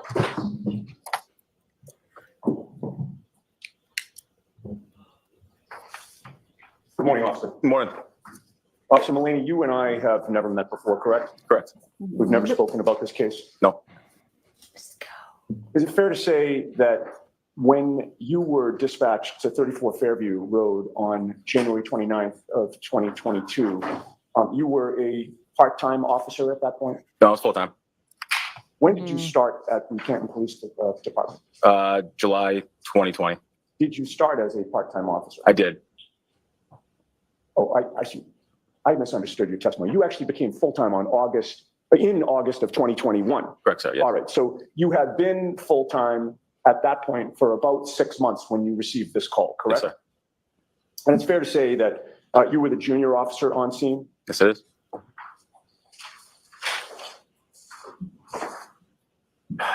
You had testified that you approached Fairview from the Cedar Crest side, correct? Yes. 34 Fairview Road is much closer to the Cedar Crest side than it is to the Chapman side, No. correct? And when Hey, you Saraf's not happy. take a left on Cedar Crest to enter Fairview Road, 34 Fairview is the second house on the right. Does that make sense? From Cedar Crest? Yes. Yes. And you were quickly surmising that whatever action was taking place there was taking place on the front lawn of 34 Fairview, correct? Yes, sir. Matter. And one of the first things that you saw was there appeared to be a woman giving CPR to somebody on the ground. Yeah, yes. You didn't know who that woman was at the time, correct? No, sir. But you later learned her identity. Yes, I don't recall which female it was that was given CPR though. So you don't recall that it was Karen Reed who was giving CPR to John O'Keefe? I don't know who it was. At some point in time, you came in contact you know? with Karen Reed, correct, while you were on Don't scene? you? Wait. Not direct How contact. you're there? How do you not know who's getting CPR? Like, really? Like, how do you not know? You're not out there securing the crime scene or interviewing witnesses. You're like, But yep, that's a I was dead on scene when body. she was there. I mean, you were there until about 8 a.m., correct? Yes. And you were dispatched shortly after 6 a.m., correct? Yes, sir. You were there for approximately 2 hours, correct? Yes. You were there when Karen Reed was there when you showed up, correct? Yes. She left and she came back to the scene, correct? Yes. And you were there when she came back, correct? Yes, sir. So with regard to your contact with her, she certainly was within eyeshot, correct? Yes, sir. And you actually, at some points, were closer to her than you are to me right now, correct? Yeah. How close did you get to her? 10 feet. All right. With the court's permission, I'd like to walk toward you and have you stop me when I'm at the point when you were at your closest to Karen Reed. What can I do that, Your Honor? Okay, go ahead. Thank you. Right there. Okay. And when you were this close to her, and you're estimating this to be about 10 feet, correct? Sure. When you were this close to her, was there anything blocking your view of her face? Not that I recall. All right. You noticed, obviously, that she had blood on her face, correct? I did not notice that. No. You didn't notice that she had blood in her hair. I did not notice that. You did notice that she was absolutely hysterical. Yes. She was completely distraught. Yes. She appeared to be in shock. Yes. But what did she And say? there was a contrast between that demeanor that you observed with regard to Karen Reed and the demeanor of one of the other women on scene, Jennifer McCabe, was there not? Can you kind of explain further? Sure. Karen Reed was screaming, correct? Yes. She was yelling, correct? Yes. She was hysterical and distraught, correct? Yes. Jennifer McCabe was not. Correct. And you actually had more contact, direct contact with Jennifer McCabe that morning, correct? Yes. And you spoke to Jennifer McCabe for a good 2 minutes, correct? Yes, sir. Face to face. Yes, sir. You were closer to Jennifer McCabe than you ever got to Karen Reed, correct? Yes. You were able to observe her demeanor. Yes. You were able to hear her tone of voice. Yes. You were able to hear how loudly she was speaking, correct? Yes. You were able to hear how quickly she was speaking. Yes. During those 2 minutes that you were face to face closer to Jennifer McCabe, she was not screaming, correct? Correct. She was not And yelling. you never investigated Correct. her. You never took a statement from her. She was Yeah. not hysterical. Correct. She was not distraught. Yes. She was calm. Correct. Objection, Your Honor. I'll allow it, but let's move on. Jennifer McCabe didn't have any blood on her face, correct? No. And you didn't see any blood in Jennifer McCabe's hair, correct? No. Now, with regard to what you heard Karen Reed scream that morning, I just want to make sure I get your testimony correct. I believe on direct examination, you stated that she kept repeating two phrases. One being, "Is he dead?" and the second being, "That's my boyfriend," correct? Yes. And how many times do you think that she repeated those two phrases? It's quite a bit, more than 10. Okay, like almost too many times to count, really. Yeah. Yes, sir. And each time she said, "Is he dead?" what was her tone of voice? Screaming very loudly. Each time she said, "Is that my boyfriend?" what was her tone of voice? Same. And you got there not long after Officer Saraf, correct? Correct. In any of the, during the time, let me strike that, during the time that you were on scene and you heard Karen Reed screaming and yelling in this distraught and hysterical manner, you never once heard her say, "I did it," correct? I did not. You never once heard her say, "It's my fault," correct? I did not. You never once heard her say, So then why "I are hit we- him, I hit him, I hit him," correct? I did not. If you had There we heard go. any of those There we go. statements, you would have recognized that those would have been important to note, correct? Yes, sir. And There we you go. would have noted those in your police report, obviously, correct? Yes. Because you know that when you are drafting, And she never talked, and he never talked to anybody else. If he talked to them, those were memorialized. What the? So all this, they claim Karen said it. Well, the cops who heard her is like, yeah, she did say it. a police report, you want to include all the important details, correct? Yes, sir. And you want to be precise and accurate, correct? Yes. And so you didn't put those statements in your report because you never heard those statements come out of Karen Reed's mouth.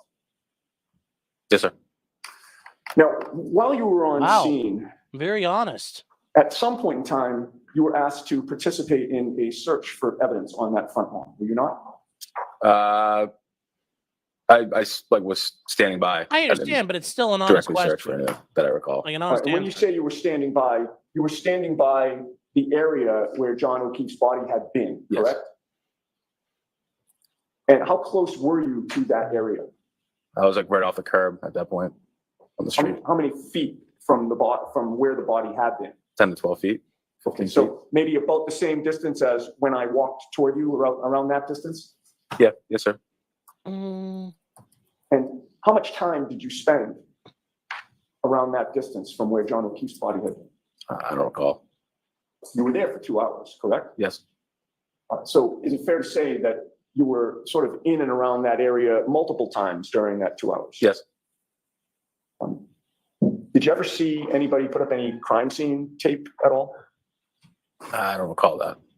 You Jeez. recall other officers sort of searching that area, correct? Yes, And while you were near that area, you were certainly paying attention to it, correct? yes. Did you see officers use any equipment to clear some of the snow in that area? Yes, sir. What did you see? There's a leaf blower. Where did that leaf blower come from? I don't know. Who had the leaf blower? I believe it was Lieutenant Gallagher. that's a pretty creative idea to get When rid of did the Lieutenant snow. Gallagher arrive on scene? 45 minutes after I did, approximately. I don't recall the exact time. And how big was that leaf blower? Not too big. It was Was it handheld or was it something that you pushed? handheld. And who Well, it went used far for the leaf blower? Mexicans. Jeez. Lieutenant Gallagher, At what area or on what area did he use that leaf blower? the front lawn. And would that have been around the area where John O'Keefe's body had been? Yes, And you were watching him as he did that, correct? yes. What other officers were in that area sort of watching what was going on or participating in the search for what was going on? I don't necessarily recall where everybody was, but I believe it would be Sergeant Link and Sergeant Good. And they were superior officers, correct? Correct.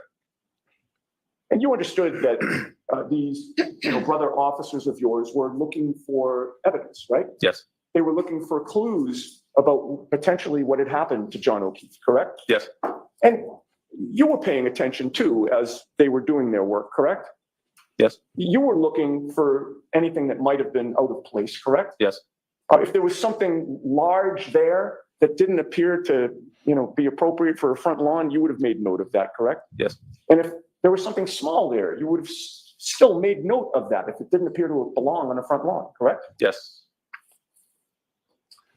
At any point in time, either before or after the leaf blower was taken out by Lieutenant Gallagher, did you see 45 pieces of bright red, black, and clear plastic pieces scattered all over the scene?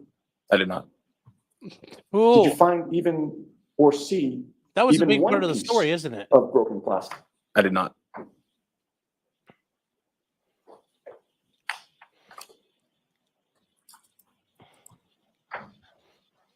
Now, when you came to the scene, John O'Keefe was still lying on the ground, correct? Yes, Did you see whether or not there were any blankets on scene? no, Did you know that one of the women on scene had a sister who lived in that very house? I did not. When you were speaking with Jennifer McCabe, at any point, did you learn whether she had actually gone into that house at all? Objection. Sustained. Did you see Jennifer McCabe approach that house at any point when you were on scene? No, Were you alerted at any point by anyone that she went into that house while you were on scene? no, Did you ever see Jennifer McCabe come out of that house with blankets or anything else that might comfort John O'Keefe? no.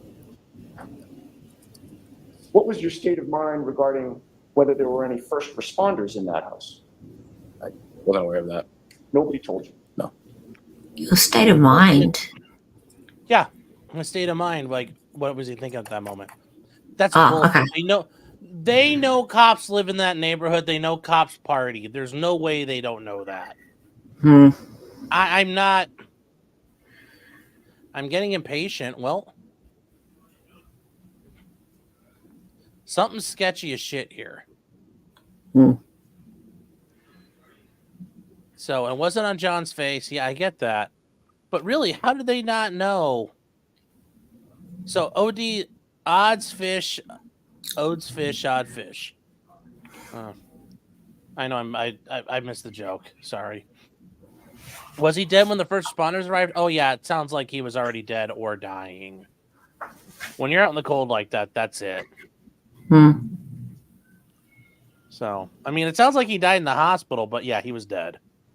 Yes, the judge sighed. You can hear the judge sigh.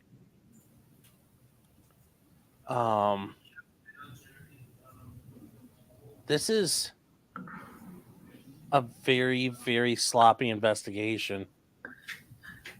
Is it sloppy or is it on purpose? Maybe That it's way. on purpose, but it's hard to tell right this second. Uh, There's got to be some proof they know these guys were cops. I'm hoping that comes out later. oh yeah. No way he doesn't know they're cops. You testified that at one point you saw Karen Reed being escorted into a motor vehicle, Yes. and that was one of the women on scene, her motor vehicle. Yes, it was either that or a cruiser. All right. Both kind of the same area. But you'll agree with me, at no point in time did you see Karen Reed and Jennifer McCabe in a vehicle together. Not that I recall, no. And at no point in time did you ever hear Karen Reed ask Jennifer McCabe to Google anything? No. I have a moment now. Yes. I have no further questions. Thank you, officer. Well, they left that alone. Okay.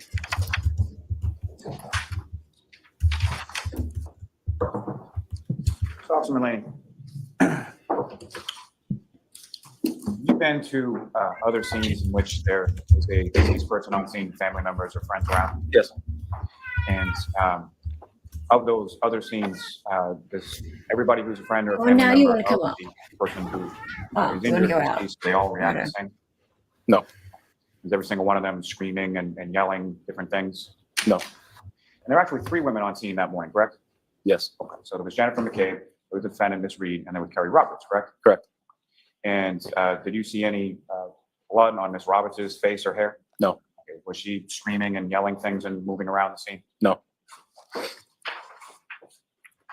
Now, as far as the residence in 34 Fairview Road, did you see anybody go in or come out of that residence during the time that you were on scene? No. And as far as any of the other residences on the entire rest of the street, did you see any of the neighbors or anybody else come outside at any point in time? I did not. I have nothing further. Just one question, if I might. Okay. Recross. Sure. And I don't mean to be a wise guy, sir, but did any of the other neighbors on the entire street have the body of the dead police officer on their front lawn? Objection, All right. So that's sustained. All right. You are all set, sir. Thank you. Damn. All right, folks. Oh, It's 11 o'clock. God. We'll take our morning recess. 15 minutes. All right, please. Expose your notebooks. Make sure. Wow. That overall was just as bad. These 2 cops now, real quick, Unhung Hero says, "Oh, I'm gonna come." Well, don't come yet. Don't come.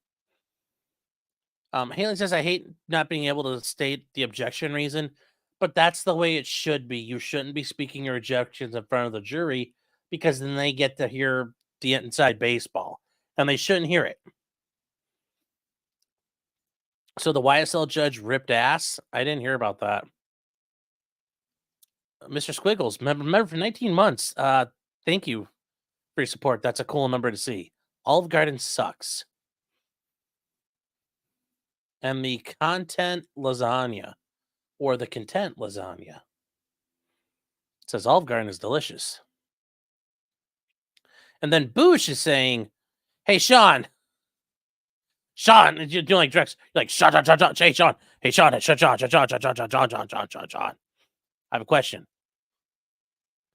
What, if anything, You can make fun of him. He's doing it in a better way than Elaine was. And the Chugi Show is saying for $5. Thank you, by the way.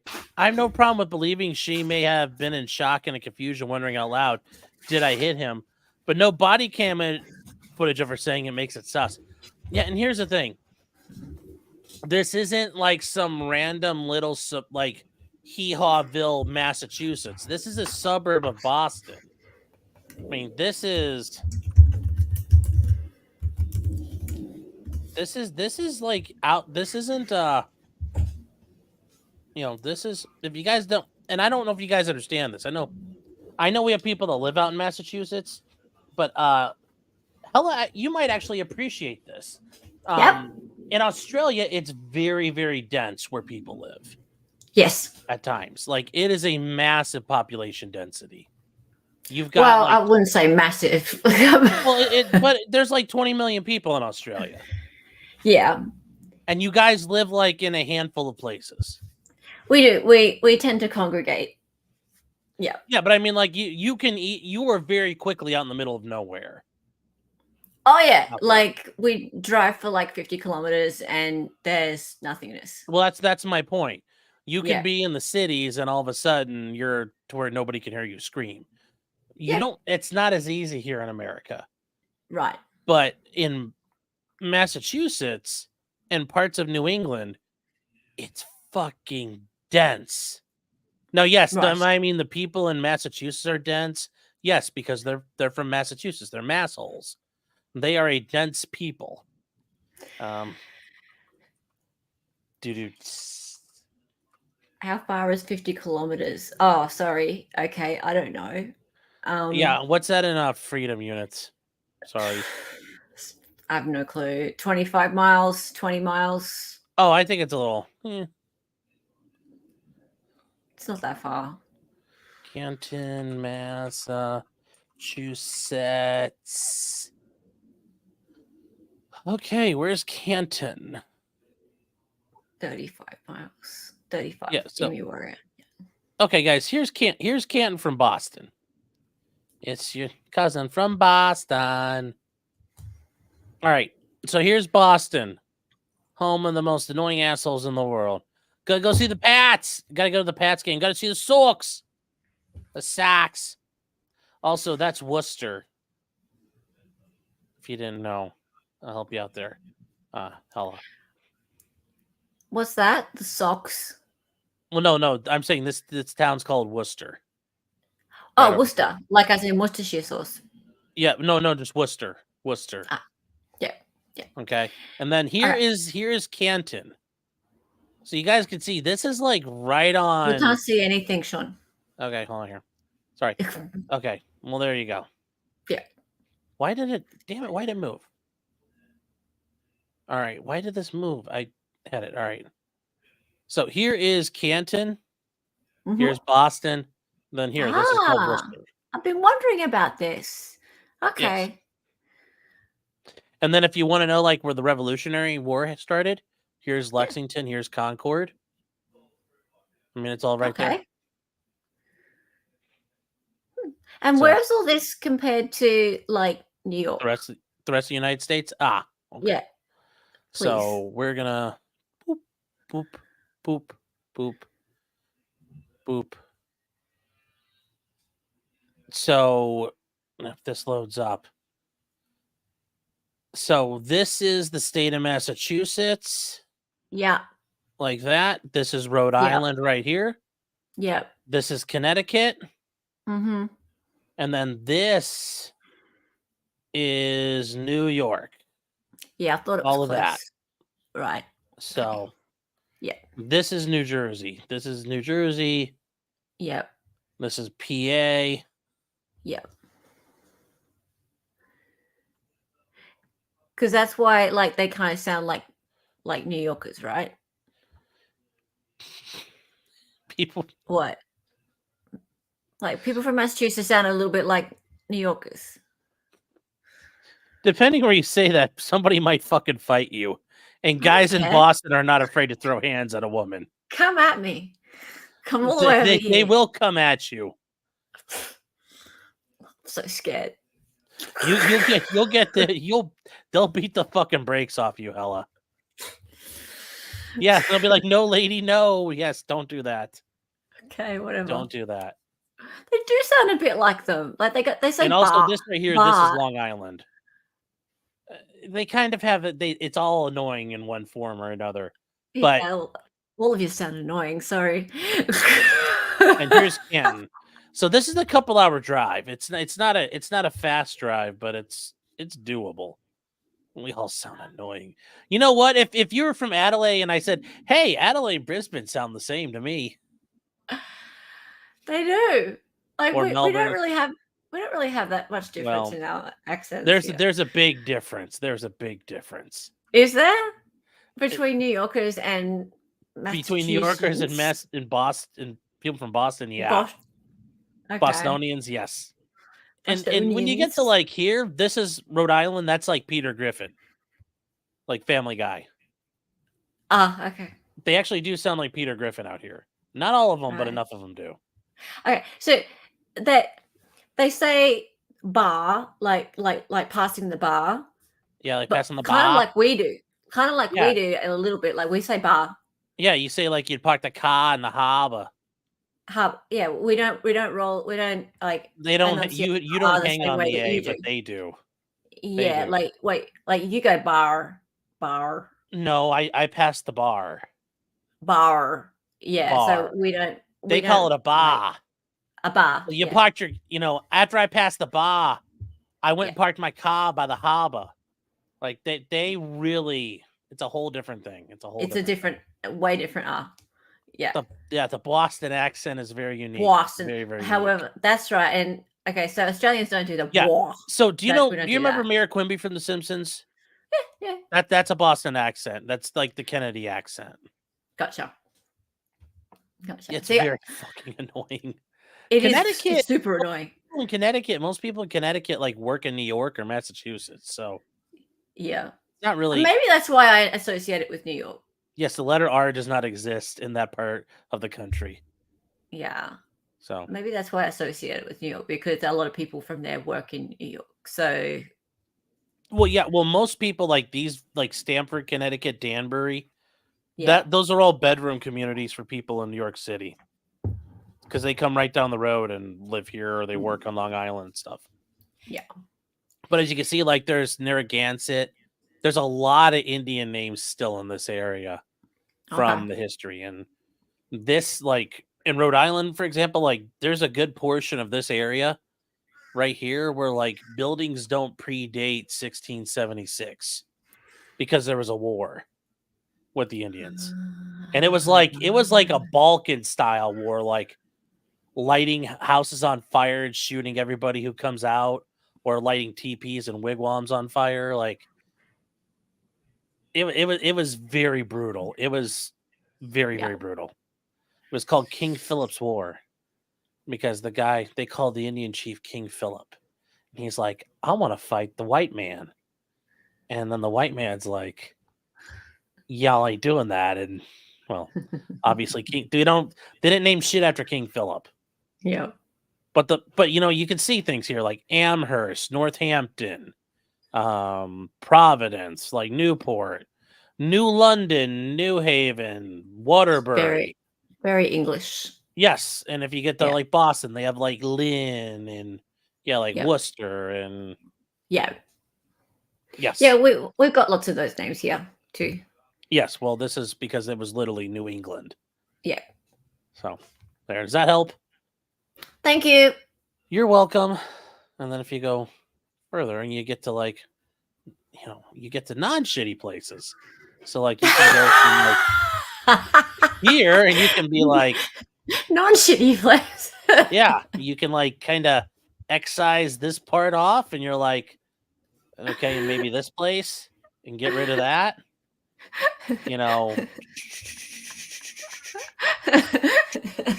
Hey, is that Wisconsin? No, that's Illinois down here. I got rid of. Cool. This is Wisconsin. That's fair. And for the most part, it's not too bad out here. It's not too bad. You got a lot of places you can go. Yeah. Except you don't really want to go past this red line down here. Where? Right Which down one? here at the bottom, this red line. Down by, yeah. Yeah, somebody will cut your head off with a chainsaw. So, Okay. So where's the good places? Anywhere but the big red spots. Oh, okay. Yes. Yeah, that's a fair amount of places you can go. Yeah, it is. Yep.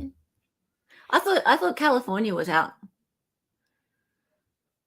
Well, it is. It just wasn't on the map. They didn't have a Alright. chance to move it. So, yes. Okay. Yeah, California is not. Yeah, stay away from California. Yeah. As well. And don't go down here. No, that's not part of the US anyway. So. Yeah. If you can go here, that looks like a fun time. And I go to Brazil, I'd love to go to Brazil. Hmm. Good dancing there. What's your thing? So, yeah, of course you want to go to Brazil. Yeah. Although, can you go to Portugal? Does that count? Like, do they do the same dancing there? They do different. They do kizomba there. I'd love to go there to do kizomba. Yeah. It's a different. And then dance. Runkle lives Mhm. like up here. That's where he lives. Oh wow, that's really north. He Goodness doesn't really me. live. He doesn't live there. He lives like God. around in here. I was gonna I was say. just making a joke. Runkle lives like 'cause he's an all elf. the way up in Nunavut. He lives up all the way in Mukluk in the Eskimo villages. Because that's I'd like, go yeah, I'd go to Canada, except Trudeau. yeah. Well, That's all. Runkle says the same thing. Uh, I go to Canada except Trudeau. yeah. There's that. Yeah, he lives in Edmonton. Yeah. Well, I was trying not to dox him, but if you guys want to dox him, there you go. Mm. I wouldn't know what to call people. I'd be like, "Hello, you." Just call him a hoser. That works. Right. No, they'll appreciate that. Okay. And you just gotta say sorry. What's that mean? That's how they say sorry all the time. Canadians are very polite, so they're like Oh, sorry. So you think I'm right. like, it sounds like they're saying the town name of Surrey, but that's just how they say sorry Oh, right. in a typical Canadian accent. I see. Well, I mean, the people seem very nice. It's just Yeah. like, and the countryside looks very nice and all that kind of thing. It's just that they have this thing with pronouns. Like, there's too many pronouns. I don't understand them, and I would insult people a what? lot. What do you mean there's The Canadians, they oh have the like, Canadian, yes. Okay, sorry. yeah, I thought you meant like Canadian pronouns. It's like, hey, bud.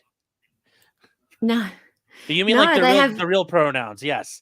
Oh, Them, there's- zer, there's- here, there's here, so yes. many. Yes. I'm like, Yeah. I couldn't live there. I'd insult people all day. My California accent isn't great. What? All I have is the LA. I totally live in LA. That's all I got. I don't really have a California accent. Like, gnarly dude. Like, oh my God. Oh my god! Like totes. Toast man. Like totes of goats. All right, Totes of time to. Oh wow, she took like a real break. Okay. Oh, we almost burned up that whole break, chat. My chattel. Witness, please, Mr. Lally. Yes, Your Honor. Call to call Mr. Timothy Nutall to the stand. Nutall.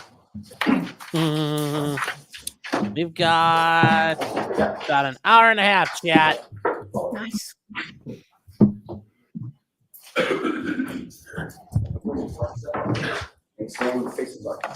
You raise your right hand. Do you solemnly swear the evidence given to the court and jury in the case now and here and the truth, the whole truth, and nothing but the truth, so help you God? Thank you. Truth finder. Whatever makes you more Truth comfortable. finder.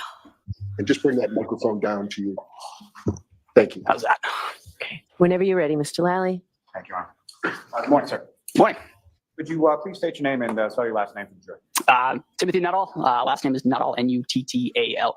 Oh my And, what do God. you do for work, sir? I'm a firefighter paramedic with the town of Canton. Ah, Is he a God, joke? that is. Oh no, I'm gonna kill myself. Oh, we're gonna die. Is he a jockey? This is the Boston accent. This is the Massachusetts accent right here. This is like a guy out of casting. But Oh my like God. has he just ingested some helium though as well? I just think he's no, but it's that's part of the accent. Their accent's a little like their voices sound a little higher the way they talk. No, I'm serious. I'm serious. It's kind of a thing with their accent. Their voices are a little louder, higher pitch. It's not a lot. It's subtle, but it's enough for you to notice. But You think that's subtle? I am gonna fucking shove these in my ears. I'm glad you said he is. Oh God. Yeah, nominal speed. Yes. Oh God. Oh, can we This is deal? bad. I sped it up to 1.2, so this shouldn't be bad. But the accent is just horrible. Wow. Yes, now you understand why people in America do not like them. Oh, I I'll slow get it down anyway. here. And how long have you been a firefighter paramedic in the town? I believe 5 years and coming up on 6. And prior to working in that capacity with the town of Canton, what, if any, other employment have you had within sort of the same field as far as being a paramedic? To back up significantly, I got my EMT certification when I was still in high school through CMTI out of Weymouth. They're now owned by Brewster Ambulance. From there, I was employed by Cataldo Ambulance. I worked primarily in the city of Chelsea, running BLS transfers and eventually 911 shifts in that city, in that area of the world, if you will. From there, I decided I liked it. I decided to enroll in paramedic school. I went to the same school I went for my BLS certification, back to CMTI. I obtained my paramedic right before I turned 21. I stayed in the same area, primarily in Chelsea, and eventually edged my way into Everett a little bit and worked up there for about 7 years. During that time, I decided to be enroll into fire suppression side of things. So I was hired by the town of Scituate. I was put through the Mass Fire Academy out of Stowe, class 268 in Stowe, and worked for the Scituate Fire Department for about 18 months, and then transferred to Canton Fire Department in November of 2019. Just a couple questions about what you had just spoken about. So when you use the term sort of BLS, what does that mean? So in EMS, there's two kind of branches. BLS is basic life support, which is EMT basic. Smaller skill set, if you will. Still running 911 emergencies, but that was kind of the stepping stone to see if you could do the job, if you like the job, and then you can advance on to ALS, advanced life support, which is the paramedic side of things. That's a broader skill set, many more medications, many more interventions that we can perform in the field. Obviously, I enjoyed the BLS side, so I advanced to the ALS side. Now, as far as starting with becoming an EMT, what, if any, I mentioned you went to a CMTI school, but what type of education do you require prior to getting any sort of graduating or certification or something like that? What are the classes like? So it kind of runs the gambit for emergency medicine. You start mostly with anatomy and physiology, the human body, progresses down to how those illnesses can progress and the natures of illness. Once that's kind of understood, then we advance on to pharmacology and interventions, just basic interventions that you can do. And then the basic interventions are further progressed into more advanced interventions throughout the program. Once you complete your didactic portion, where all that is kind of in the books, you then progress to clinical time in hospital. I can't speak to the hours off the top of my head. I can't remember, but many hours in the hospital, and then you progress to your field ride time, where you're in the back of an ALS ambulance with a preceptor, performing those skills, being evaluated, and being watched to make sure you're not causing any harm or going down the wrong treatment pathways. From there, once you complete that, you sit your national paramedic written. I'm a nationally certified paramedic, so I had to sit that written, and then finally a practical examination. And then once you pass all that, you're certified to be a paramedic. And so with respect to both your training as far as becoming an EMT and then your training as far as becoming a paramedic, there's sort of a written portion and a practical portion as well. Is that correct? Correct. Can you use the term in there as far as a preceptor? What exactly does that mean within your? So a preceptor is a senior paramedic who's been practicing for, it varies from place to place, but the standard is usually 3 to 5 years, who will watch you to make sure that you're not, like I said, drifting down the wrong path in terms of treatment, making sure that your care is adequate and not doing any harm. my preceptors that I was with, they were medics in the city of Brockton. So they had been around for a little while, and they were excellent at what they did, and they taught me quite a bit. I learned quite a bit in my ride time from them.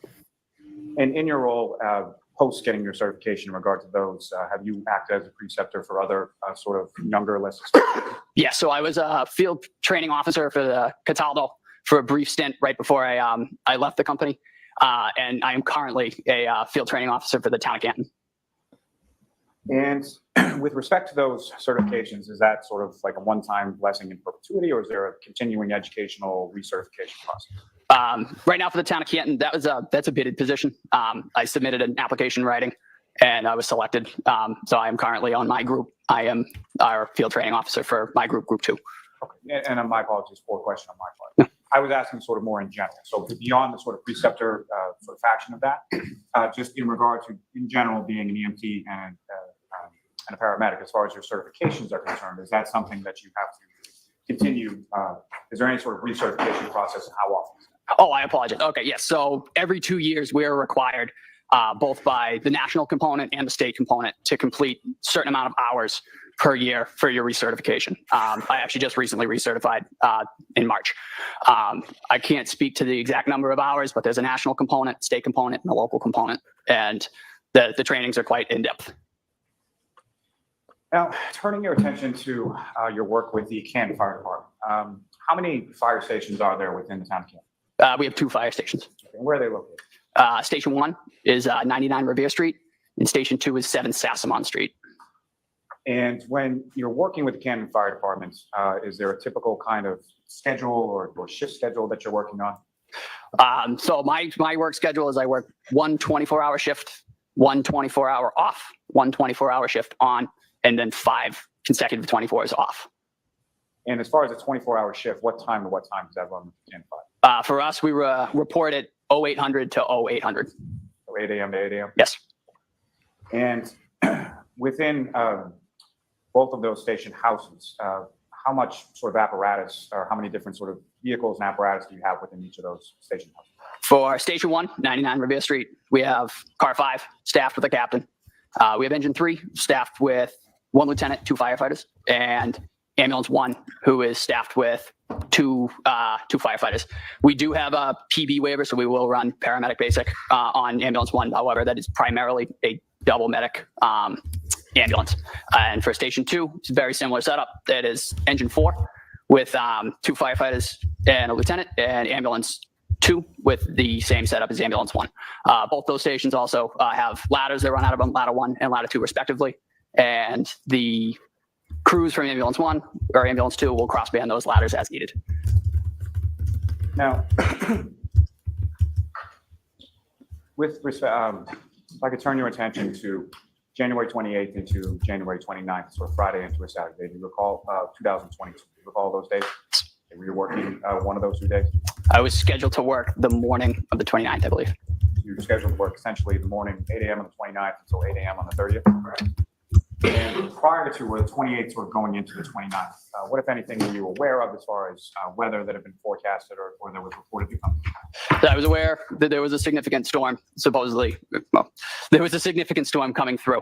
I woke up very early that morning just to check. I took a peek outside of my house. I live in the city of Brockton.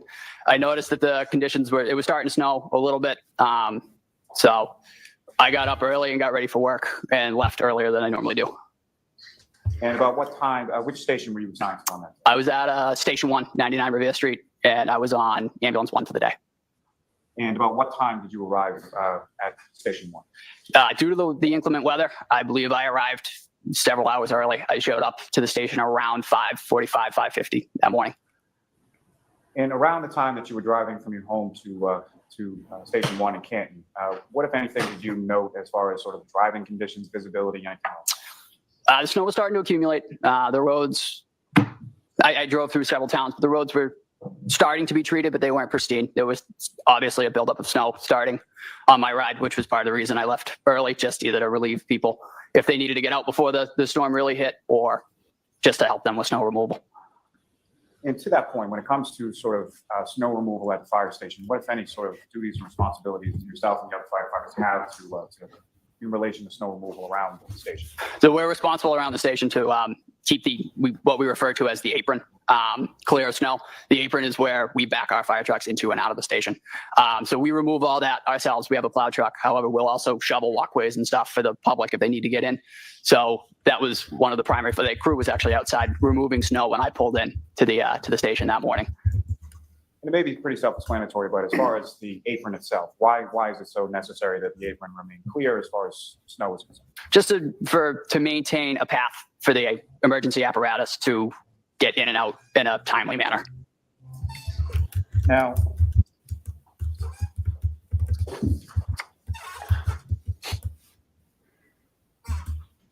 beyond sort of the snow accumulation that you noted on your way to work that day, what, if anything else, did you note as far as the weather conditions, whether it be temperature, winds, anything to that effect? They were approaching blizzard conditions. It was windy. It was still very early in the morning, so it was quite dark, and it was windy and snowy. So we were approaching blizzard conditions, like I said.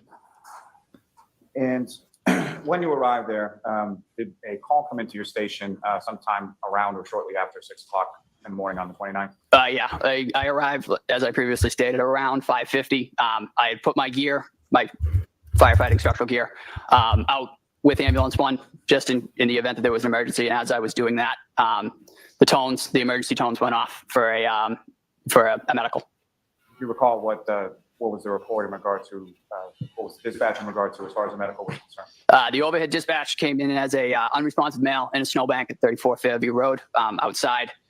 Unclear any further information. So when that came on, we had one of the paramedics that morning and one of the firefighters who was a relatively new firefighter. I made the decision to step on the ambulance to provide an extra set of hands as one of the more senior paramedics in the station at the time. And correct me if I'm wrong, when you step onto the ambulance, you're essentially still sort of getting your gear on and getting dressed, right? Correct. I was, as the tones were going off, and because I came in so early, I was still in civilian clothing. I had a Canton Fire t-shirt on. So I actually donned my turnout gear for that call. And as far as the other individuals on that ambulance 1 that were going to that call as well, who were they? So it was firefighter paramedic Anthony Mullaney and firefighter EMT Matt Kelly. And Mr. Kelly, he was sort of the less experienced one at that time, is that correct? Correct.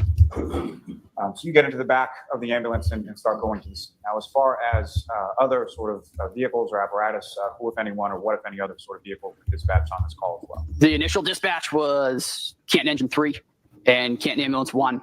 Due to the severity of the call, depending on how it comes in, the shift commander, which is car 5, he will usually respond to any significant incident. So he also added himself to the call, just as a senior officer with us. So the final dispatch, I believe, was car 5, engine 3, and ambulance 1. You know who was on engine 3 and who was in car 5? Car 5 was Captain Robery.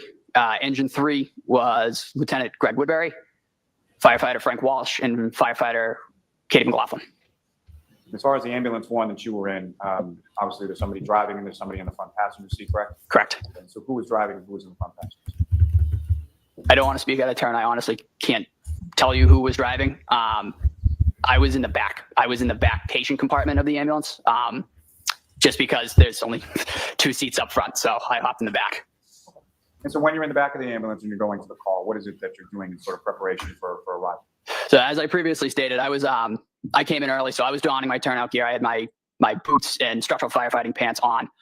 So I finished putting those on and I put the rest of my gear in the back. And as we were driving to the scene of the incident, I started prepping the gear that we were going to need off the initial dispatch and unresponsive male in the snow.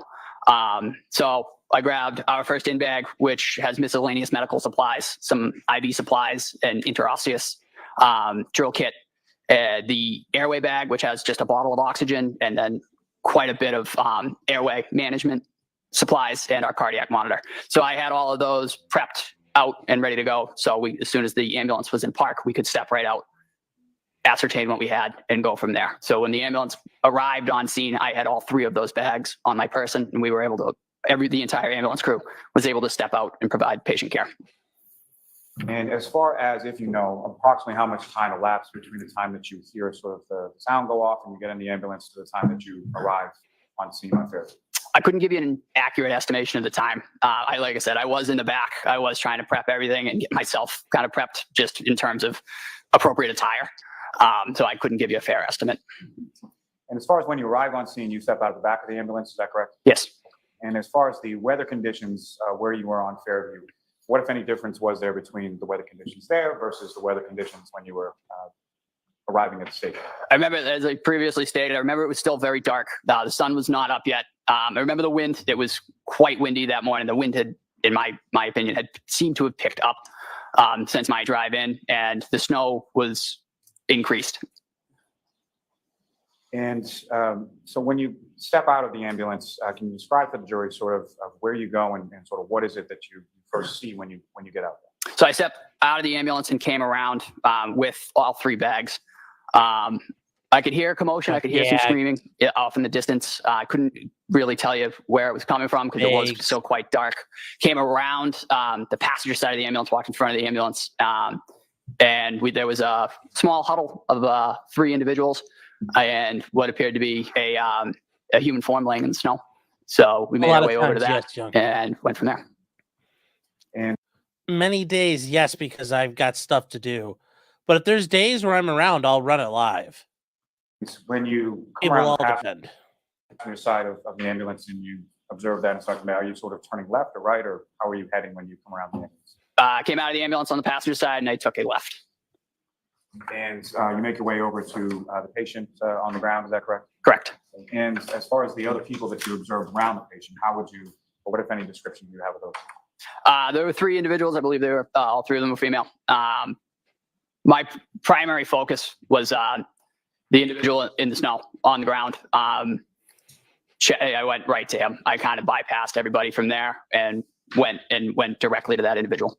Is that sort of typically how you approach a scene, is just sort of tunnel vision right for the patient?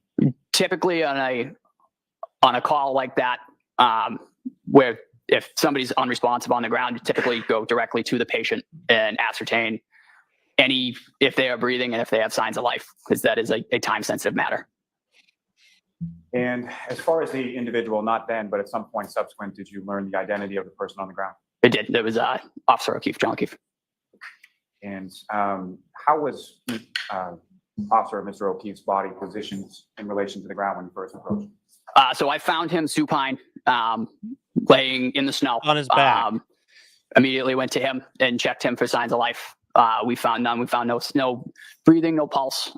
So we immediately began performing high quality CPR. I was at the head of the individual, so I immediately grabbed out of our airway bag a bag valve mask and began ventilating the patient, trying to get some oxygen into him while the others on scene, like I said, began high quality CPR. And again, maybe pretty well understood. When you use the term supine, what exactly do you mean? He was laying on his back. Laying on his back, his head sort of facing up, is that correct? Correct. And when you are responding to a call of this nature, there's you and there's other individuals on the ambulance as well, correct? Correct. And is there a certain division as far as treatment and diagnosis and things of that nature are concerned between you and the other people on the ambulance? So typically, just to use the scenario of a cardiac arrest with 2 paramedics, it's generally split into the airway individual or the airway monitor and the, lack of a better term, code monitor. The airway individual will be responsible for ventilation and eventually advanced airway placement. The other part of that equation will monitor cardiac status, cardiac activity. They will deliver medications and a route for those medications, and they will work together to monitor that patient throughout. As I said, I was on the head. I just happened to fall at the head. So I took the ventilation portion of that. And you use the term as far as a bag valve mask, is that correct? Can you explain to the jury sort of what that is? All that is it's, for lack of a better term, it's basically a glorified balloon with a mask on it. When you squeeze that bag, that forces air into the airway, so you can ventilate an individual who is no longer breathing on their own. And as far as obviously with your work with the fire department, there are sort of records or reports that are written in regard to treatment of different individuals on any given call, correct? Correct. Is there an acronym that's used within those reports as far as bag valve masks? BVM. And turning back to sort of when you initially approach where Mr. O'Keefe is, if you know about how far away from, where is he in relation to, well, let me back up. Okay. So you arrive at this residence at 34 Fairview Road, correct? Yep. Okay. So if I'm standing on the street and I'm facing Fairview Road, is Mr. O'Keefe's body to the left, to the right, center, or something else? I would say to the left of center. And what, if anything, did you sort of note or observe sort of in the general area as far as where Mr. O'Keefe was? In terms of when I got to him? Yes. So when I first got to him, we checked for signs of life, and I was, as stated, at the head. There was a small pool of blood that seemed to be underneath him. It was hard to ascertain, again, because of the conditions. It was still very dark. It was snowing, and it was quite windy. So we were able to check the area as best we could with our handheld lights. But that was one of the things that I noted. There was a pool of blood. Now,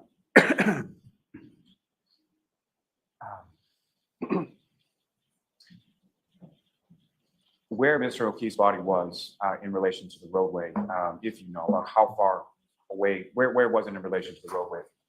I estimated it about where the sidewalk met the front lawn of that residence. That would be my best estimation. Do you have any estimate as far as footage or anything like that? I would say about 6-8 feet, perhaps. That's approximately 6 to 8 feet from the curb. Correct. So you indicated that sort of what are the first things that you're checking as far as when you first arrive at a patient for this time? I'm sorry, can you repeat? That's okay. That's okay. It's my fault. So as far as when you, let me back you up for just one second. You use the term in there as far as cardiac arrest, correct? Correct. Can you explain to the jury what you understand that term to mean based on your training experience? So cardiac arrest is the cessation of a stable cardiac rhythm in terms of life. Typically, it's either asystole, pulseless electrical activity, or VFib or VTAC. Typically, you ascertain that by there's no pulse. You check any of the pulses, be it a femoral pulse, a carotid pulse, or a radial pulse, you will find nothing. And when that is found, you go to life-saving measures, which is CPR. And just in reference to one other term used in there as far as asystole, if you could explain to the jury what you understand that term to mean based on your training experience. Asystole, to put it as clear as I can, is a flat line. There's no electrical activity in the heart. And so you're working sort of at the head of Mr. O'Keefe, is that correct? Correct. And sort of while he's still on the ground, and what is it that you're specifically sort of doing in reference to your treatment? So I was, as we talked about earlier, I had a BVM, bag valve mask, and I had Mr. O'Keefe, I was ventilating him. So I had the mask on his face, and I was giving him positive pressure breaths with that BVM. And as you're doing that, what, if anything else, did you observe beyond sort of blood pooling you've already talked about, as far as any tactile observations you made of Mr. O'Keefe, any visual observations you made of Mr. O'Keefe at that point outside of the ambulance? He was dressed for the weather. He had several layers on. Other than that, our primary focus was kind of getting him extricated and out of the elements, just because it was, as stated, conditions were suboptimal, and we wanted to get him into an environment with better lighting and some heat, so we could further assess if he had any injuries and go from there. And so the other firefighters, paramedics, excuse me, that are on the ambulance with you, while you're doing sort of the back valve mask at his head, what, if anything, are they doing? I believe the other firefighters that were dispatched, they were getting extrication equipment. I believe we put this individual on what we refer to as a scoop stretcher, which is basically a long plastic stretcher that we can roll an individual onto and then just pick him up, just for our safety and the safety of the patient. It's just really just a long board that we can pick up and then put onto our ambulance stretcher. So somebody was grabbing the scoop stretcher, somebody else was grabbing the ambulance stretcher, and I believe that was a coordinated effort on their part.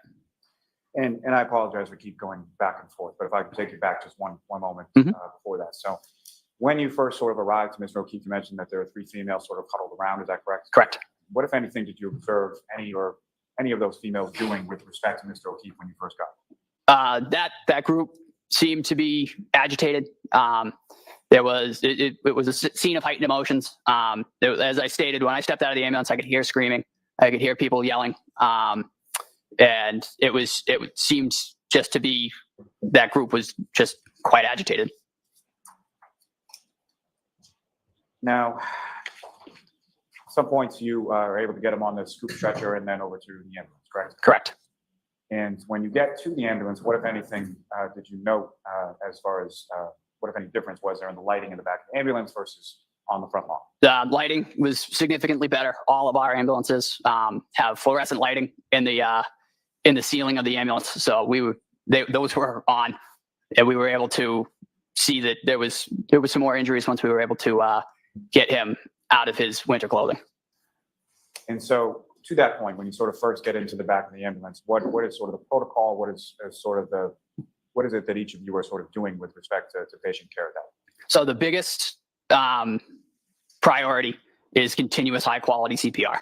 And that is the biggest thing with any cardiac arrest is uninterruption of compressions. So when we got him into the back of the ambulance, we continued CPR throughout. So while multiple people were performing CPR and eventually a mechanical CPR device was applied, those compressions were uninterrupted and others were removing clothing, I honestly couldn't tell you the number of articles of clothing, but I believe a winter jacket and a sweatshirt were removed. And then eventually he was, all the clothing was removed. And that's protocol for any cardiac arrest or any traumatic injury is usually all clothing is removed so we can have unfettered access to the individual to see if there are any other injuries. And why is that protocol? You mentioned earlier, sir, that there is tunnel vision. The absence of clothing kind of helps to remove that so you can see everything. You can assess everything. And you mentioned sort of a mechanical means of CPR. Is there a specific device that's used for that? Yes, we use a Lucas device manufactured by Stryker. And for lack of a better term, it's basically just a plunger that does CPR. It frees up a set of hands for us, and that can provide CPR uninterrupted as long as the batteries last. Now, at the time that you get him get Mr. O'Keefe into the back of the ambulance and you removing some of the clothing, what, if anything, did you note at that time or at any subsequent time in regard to footwear? To be candid, I wasn't really looking at the footwear. I believe it was brought to my attention when we eventually transferred patient care at Good Samaritan Medical Center that the individual was missing a shoe. However, that wasn't my primary focus at the time. And the items of clothing that were removed from within the ambulance, eventually when you transfer that patient care to the hospital, what, if anything, happens with that? In terms of the chain of custody of the clothing, that is typically brought in either with the individual or after, and that is usually deposited on the floor of the room where that patient is, and then the hospital takes custody of it. Occasionally we'll put it in bags. However, I could not speak to where that clothing went on this case. But fair to say whatever clothing was taken off in the ambulance left the ambulance at some point. Correct. And went to the hospital, is that correct? Yes. Now,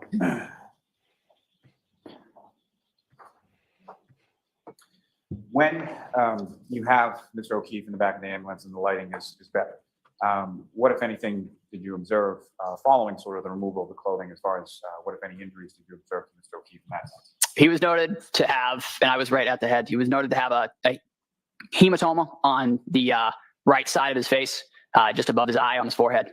And there was some scratches on the right arm, the upper arm. And you used the term as far as the hematoma. Could you explain what you understand that term to me? Lack of a better term is just an egg. He had a pretty good egg on his head. And as far as anything beyond that, did you observe anything or note anything beyond the egg on the head and scratches on the right arm? As we got further down our treatment modality, we went to place an advanced airway. It was noted to have some blood, some mucus, and some bile in the back of his airway that was then suctioned out before we placed our endotracheal tube. And what is an endotracheal tube? So an endotracheal tube is basically, it's just a plastic tube that is passed through the mouth into the trachea through the vocal cords. It's a definitive airway, if you will. It isolates the trachea so you can better ventilate your patient, and you don't have to worry about any air getting into the stomach, any gastric insufflation, and that is the gold standard for cardiac arrest, is a properly placed endotracheal tube. Mentioned there were some substances that were suctioned from his airway, is that correct? Correct. Okay, what were they again? I'm sorry. I believe it was blood, bile, and mucus. And do you have any idea how much of that was suctioned? I couldn't give you an exact number, but it was enough that we needed to set up a suction system to remove it before we intubated. Just turning briefly again to the arm. These were injuries that you observed on his right arm, is that correct? Correct. What, if any, injuries did you observe on his left arm? I don't believe I saw any, to my knowledge.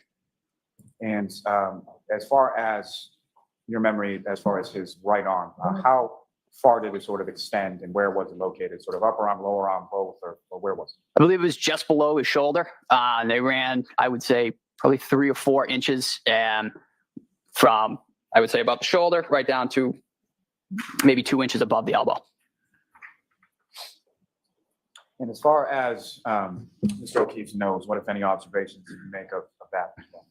Initially, it was noted to be very cold. The individual was cold all around to the touch, but his nose was also quite cold, quite white, just because he had been in the elements for a little while. There appeared to be a little bit of blood on his nose as well.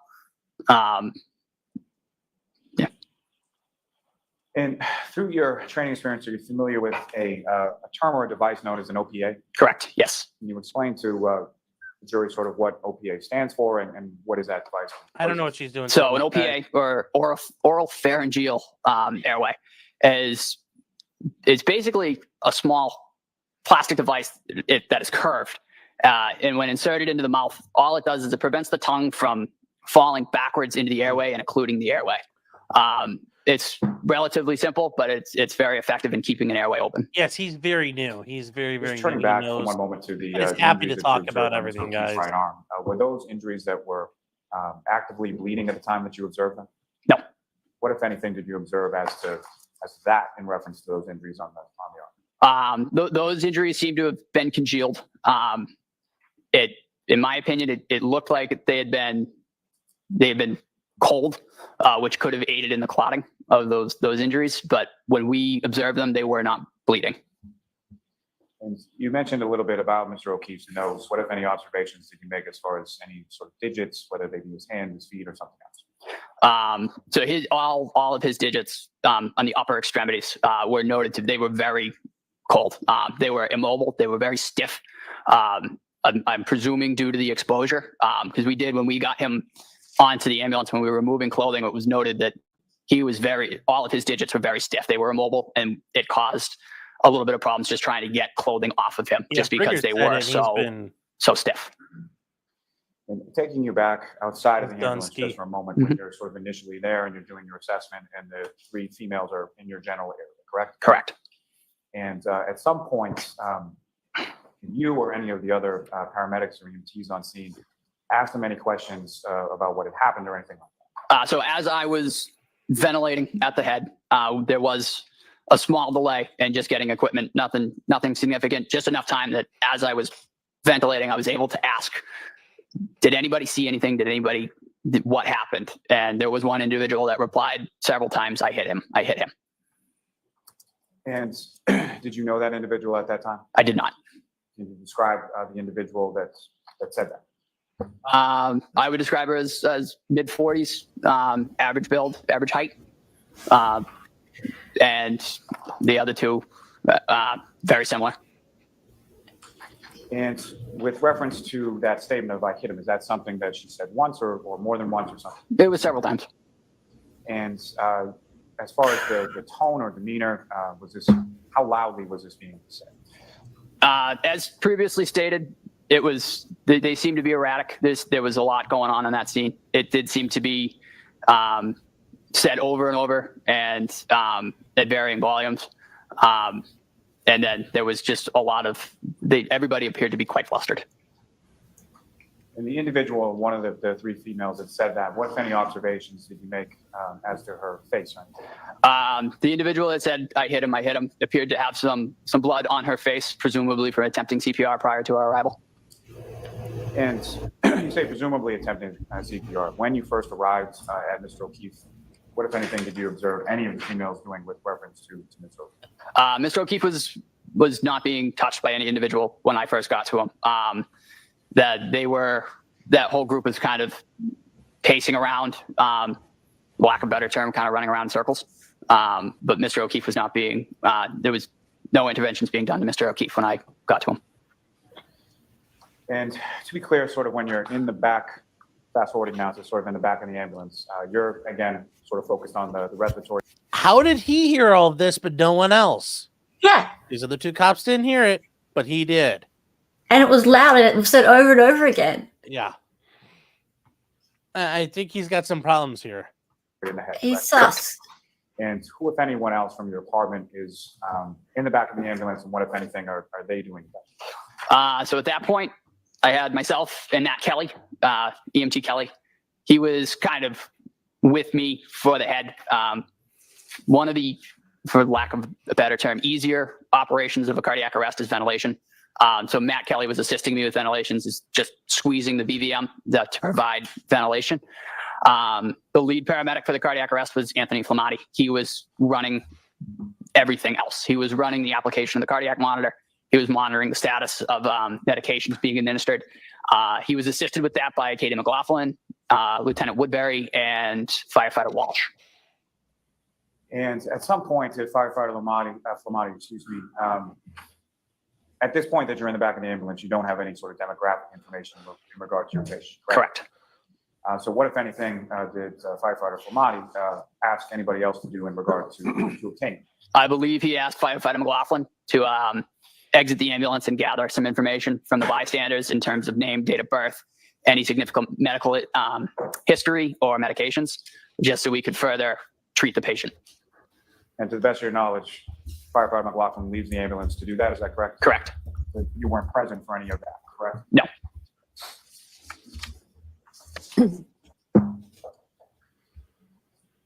So there's some period of time in the back of the ambulance and then the transport to Good Samaritan happens, is that correct? Correct.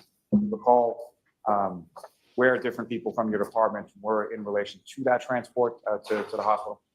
So the transport in the back in the patient compartment was myself, Firefighter Kelly, and Firefighter Flamati, with Firefighter McLaughlin driving ambulance 1.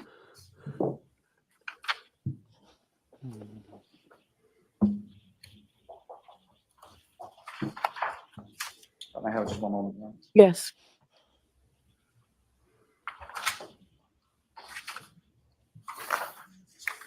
So when it comes to the report that you were testifying about before, there was a report generated in regard to this, is that correct? Correct. And who has the sort of duty and responsibility of compiling? That would have been Anthony Flamati. And have you seen Firefighter Flamati's report in relation to this incident? I have. May I approach the witness, John? Yes.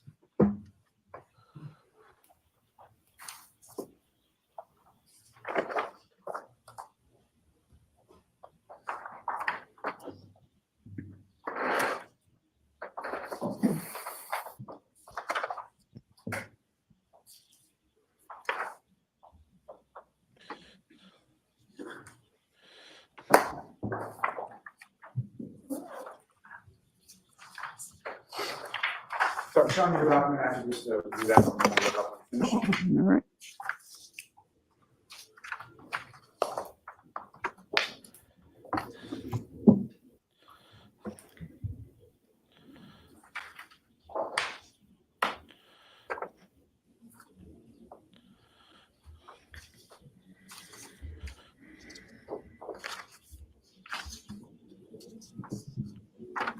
Do you recognize that, sir? I do. And what do you recognize that?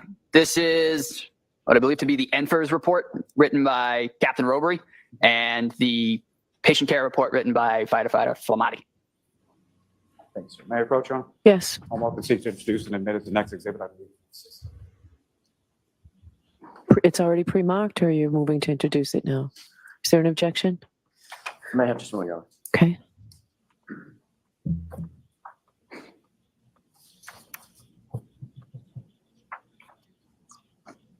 Objection. Patient care report. All right, that will be marked, Madam Court Reporter, please.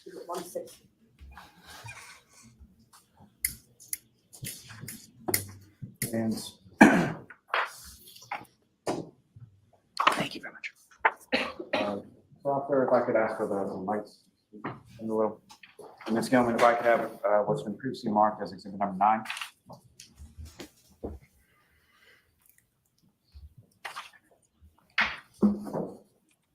Mr. Nutall, just directing your attention up to the screen there and what's been previously marked as exhibit number 9. Do you recognize what's depicted in that photograph? I do. What do you recognize? I believe that's B34 Fairview Road.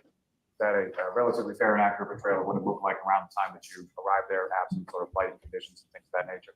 Yes.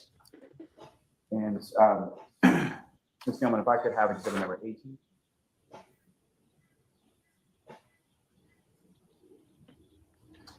May I approach the witness, Your Honor? Yes. It's a budget stifler, yeah. It's a stifler we have at And Mr. home. Nuttall, if I could ask you, using that laser pointer before you, well, first let me ask you, recognize what's up on screen as exhibit 18? Yeah. Again, 34 Fairview Road. And the area where you first observed Mr. O'Keefe supine on the lawn and the 3 females around, you see that area in this photograph? I do. And if you could, using that laser pointer, just direct the jury's attention to where in this photograph you can see that. I'm so sorry. I would say right around this general area, right about here. And lastly, Ms. Gilman, if I could have exhibit number 14. And again, sir, do you recognize what's up on the screen as exhibit number 14? I do. What do you recognize that? That I believe to be is where we found Mr. O'Keefe. And as far as the pooling of the blood that you observed around Mr. O'Keefe's head, do you observe that area within this photograph as well? Yes. You could, again, using that laser pointer, just direct the jury's attention to where in this photograph you observe that. They're right around in this general area. Yeah. Thank you, sir. Mr. Officer, we can have the lights back up. Your Honor, may I approach this to retrieve that? light? Yes.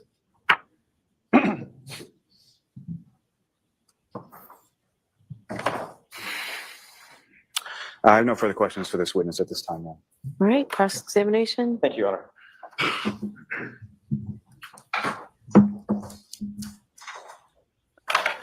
Go. I mean, here's the thing. Somebody told me, like, oh my gosh, that's devastating. Like, it's not really because he's the only one to heard it. I mean, like, okay. That didn't really move the needle for me at all. So I'm sure this guy's going to make mincemeat of it. Let's go. I want to hear it. Afternoon, Firefighter Nutall. Sir, how are you? You were coming out, I want to make sure I get the timing right. You were coming off of nearly a 24-hour shift when you got the call? No, sir. I was reporting for duty that morning. Just starting the shift when you got the call. I got a 25 bender. I want to ask one quick question that you mentioned just a couple of seconds ago under questioning by Mr. Lally. With regard to the clothing, the normal protocol for clothing that's removed from a patient. Yes. You said it's oftentimes just sort of discarded onto the floor. In terms of in the ambulance or at the hospital? Either one. Yes. Okay. Both? So typically, when we remove clothing in the back of the ambulance, it's generally done with trauma shears. So we will expose and then kind of fold over. That clothing is then usually left in place. We'll do a quick roll just to check the back of the patient, and then he's usually rolled back if there's nothing found, and it's typically left there. In terms of like big puffy jackets, if you cut a puffy jacket, it just makes quite the mess. Yeah. So yeah, exactly. It's a disaster. So typically those bigger jackets are just removed, and that is when we remove he would never hurt Puffy. type of article of clothing. That's when we noticed that his hands were quite rigid. Average So that's what happened 18. in this case, Correct. You removed the big heavy jacket. Damn. Discarded it. Average income per household is $280K. Holy crap. I told you, Okay. it's a Boston, Mass is very expensive to live in. New England is very expensive. Oh, nice. They got it away from the body so you could better assess the injuries. Correct. And it was only then, after you removed this big heavy winter coat, that you could assess that his hands were stiff and cold. We noted the hands, but it came more into light, if you will, when we removed that coat. Got it. And you have as good a memory about that as you do the rest of the the rest of the scene that morning? In terms of removing the article of clothing, Correct. I did not remove any article of clothing. I was ventilating. But you remember him having a big jacket on? Correct. Okay. And you remember that as well as you remember the other specifics of the incident? Yes.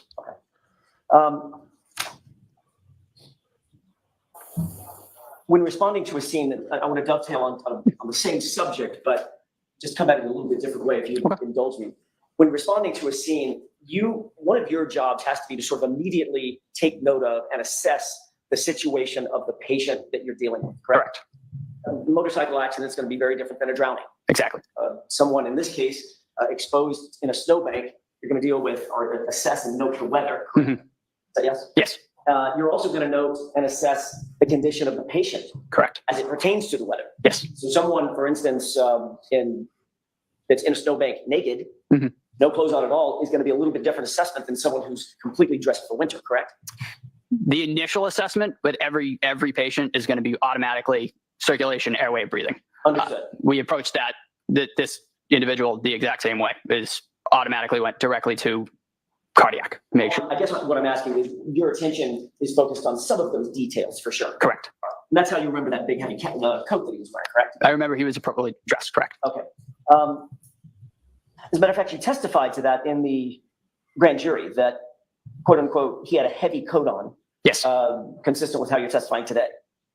Is that right? Correct. All right. Your Honor, I'd like to mark 2 photographs as next in order. Not yet been marked. I believe it would be 160. It doesn't matter so much the number, but why don't you just show the prosecutor the photos? 161 and 162 in order. May I approach? Yes. Yes, sir. I'm going to ask you, first of all, whether you recognize what's depicted in those photos. Honestly, sir, I couldn't recall the exact, but yeah. You do recognize them? Yes. Does that appear to be what John O'Keefe was wearing when you found him? I don't recall, sir, to be perfectly honest. May I approach you? Yes. Do you recall this being part of, let me ask you a different way. Do you remember somebody cutting this off of John O'Keefe at the time? I remember the clothing being removed. Okay, but you don't remember this clothing? I could say that he had clothing removed, but I couldn't tell you exactly what it was. And you've just looked at these. What I'm holding in my hand appears to be the front and back of a... So don't hold it up to him from that distance where he said he doesn't recognize it. You can put it back in front of him. Don't hold it up for the jury, please. May I? Yes. That appeared to be a thin cotton hoodie. Yeah, that appears to be a thinner layer of clothing. Okay. May I approach? Yes. Not a heavy coat. Is that fair? Fair. Not a winter jacket. Fair.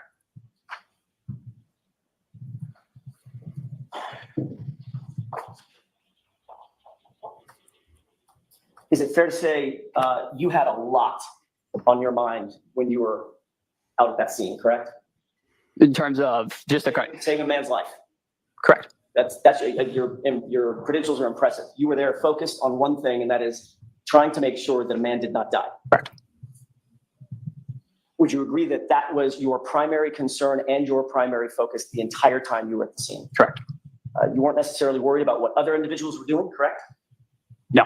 If I asked you right now off the top of your head, tell me exactly the number of law enforcement officers that were there at the scene, probably couldn't tell me, could you? No. Good. If I asked you whether or not you remember every single civilian that was at the scene, probably couldn't tell me, correct? Outside of the 3? Outside of the 3. Correct. Any other civilians? Not that I noted. Okay. Matter of fact, you can't even identify the 3 civilians other than generally middle-aged, 40s, Caucasian, female. Correct. You said all 3 of them sort of looked alike, right? Without the only defining feature on one of the individuals was one of the individuals did have blood on their face. So some of the specifics of that scene you didn't pay special note to, correct? No, we were focused on patient care. Is it fair to say that, specifically as it pertains to what the victim was wearing, your memory might be a little faulty where that's concerned?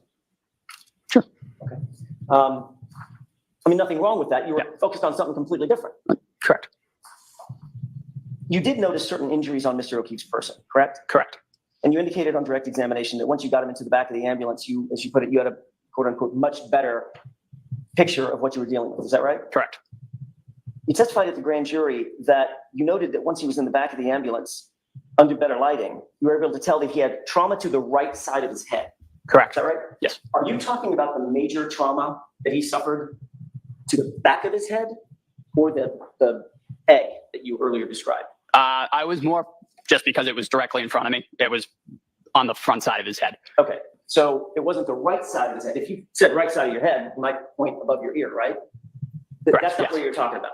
I was, and if, to use my person, I would say right here. So more towards the right, above his right eye.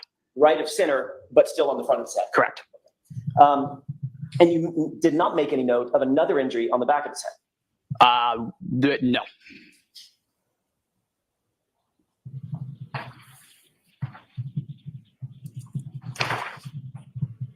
You talked about the injuries to the right side of his arm, correct? Correct. You noted that those injuries appear to be scratches. Yes.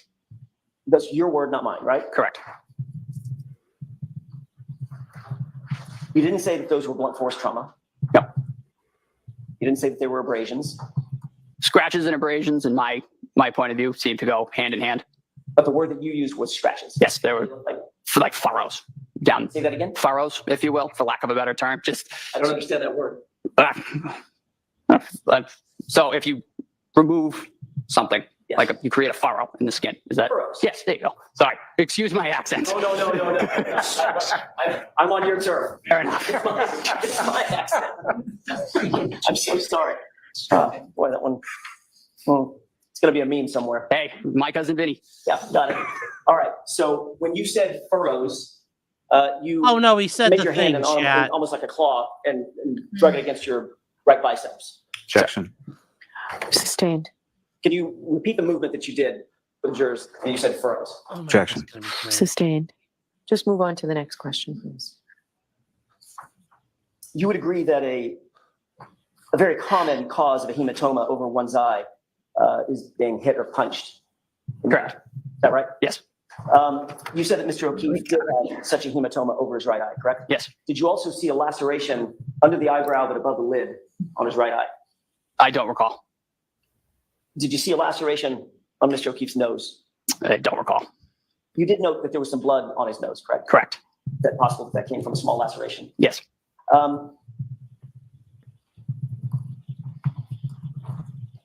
In your experience, well, let me ask another question. Did it look like he had, in addition to the egg on the right side of his head, in the front, did it also have a black eye on the left side? If memory serves correct, yes. So both eyes were blackened. Primarily the right side, if memory serves. Okay. And the laceration toward the right side Yes. of the right eye. Are those injuries that you've just described consistent or inconsistent with some sort of physical altercation? Objection, Your Honor. Sustained. Next question, please. Did it appear to you, just from your initial assessment, given your experience, training, and background, that those injuries looked like he had been in a fight? Objection. I'll see counsel at sidebar, please. Well, yeah, so he's punched from both sides. I mean, that's what it looks like. Need a Doesn't super sound chat, like a Mark. car accident. Yeah, I mean, it's all weird. It's all weird. Have I seen Clyde And today? I don't know. And he sure knew what he was talking about on direct. Yeah.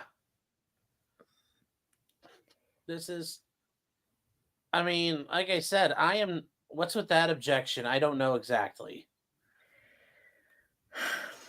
But yeah, I'm not, this is, none of these witnesses are not convincing me like, oh, wow, Karen maybe did it. Like, hold on one second. Hey, Clyde. Clyde. Come here, Papa. Number 4. Papa, come on. Hey, up here. Nickelbot, come on. Hey. Oh, we got the big dog in here too, if you can see. Yeah, so what's Clyde's number? 3? 4. Oh, who's okay. I'm 1. Who's 2? Yeah, see, there you go. See the other dog. J-Rock's 2. Yeah, see, you can see him. See him. J-Rock's 2. Okay, who's 3? I don't remember, but Clyde's definitely 4. There's J-Rock. J-Rock, who's 3? Thank you. Sir? Little break. In your experience as obviously a training firefighter, tell me the word again that you used. Field training officer or preceptor. Thank you. As a field training officer, have you seen in your experience Fire case. the product Fire of case. the injuries that can be produced from fist fights? Yes. Okay. Injuries to the face? Yes. Injuries to the mouth? Injuries to the nose? Yes. The ears? Yep. La the bouche, eyes, les yeux. defensive wounds on the hands? Yes. Did you note we've already talked about, I don't want to go over all this again. You've already noted what the injuries to the face were that you saw Mr. O'Keefe having suffered. Yes. Were those consistent or inconsistent with a physical altercation? Objection. I couldn't say. Yeah. Were they consistent or inconsistent with being in a fight? I couldn't say. Yeah, Is that here we egg go. over his right eye consistent or inconsistent with him having been punched or hit? I couldn't say. I Oh, thought you said that one of the common causes of an egg like that, a hematoma, as you put it, over someone's eye, is being hit or punched. There's quite a few reasons that somebody could get an egg, such as that over their head there. I mean, you can get hit with a golf ball, Of course. for instance. I'm not asking you to the exclusion of everything else. Yeah. I'm asking you, is it consistent? It's consistent. It could be. Okay. And the other injuries as well? Correct. Okay. Did you see bruising to the back of one or both of his hands?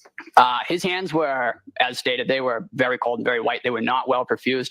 And when you don't have adequate perfusion, swelling and smaller injuries don't typically present themselves, if you will. So you may not have seen that. Correct. But the bruising may have been there. It might have been there. It just wasn't observable just due to the condition of his hands. Just may have overlooked it. Yes. Okay.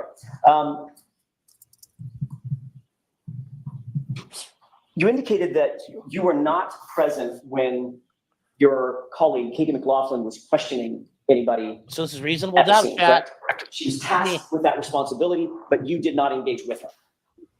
Correct. Meaning, when I say engage with her, you weren't standing there with her. No, I was in the back of the ambulance. Okay.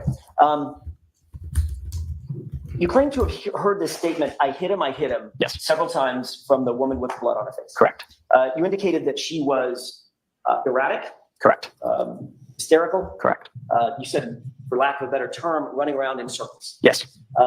She seemed despondent or distraught, Very distraught. very upset. Yes. Was she saying anything else that you recall? To me, I heard I hit him, and then I went back, obviously continuing on patient care, focusing on patient care. Did you hear her say, could I have hit him? I heard I hit him. That's what you believe at this point. That's what I heard. Okay. Where exactly were you? I was crouched at the head of Mr. O'Keefe. Okay.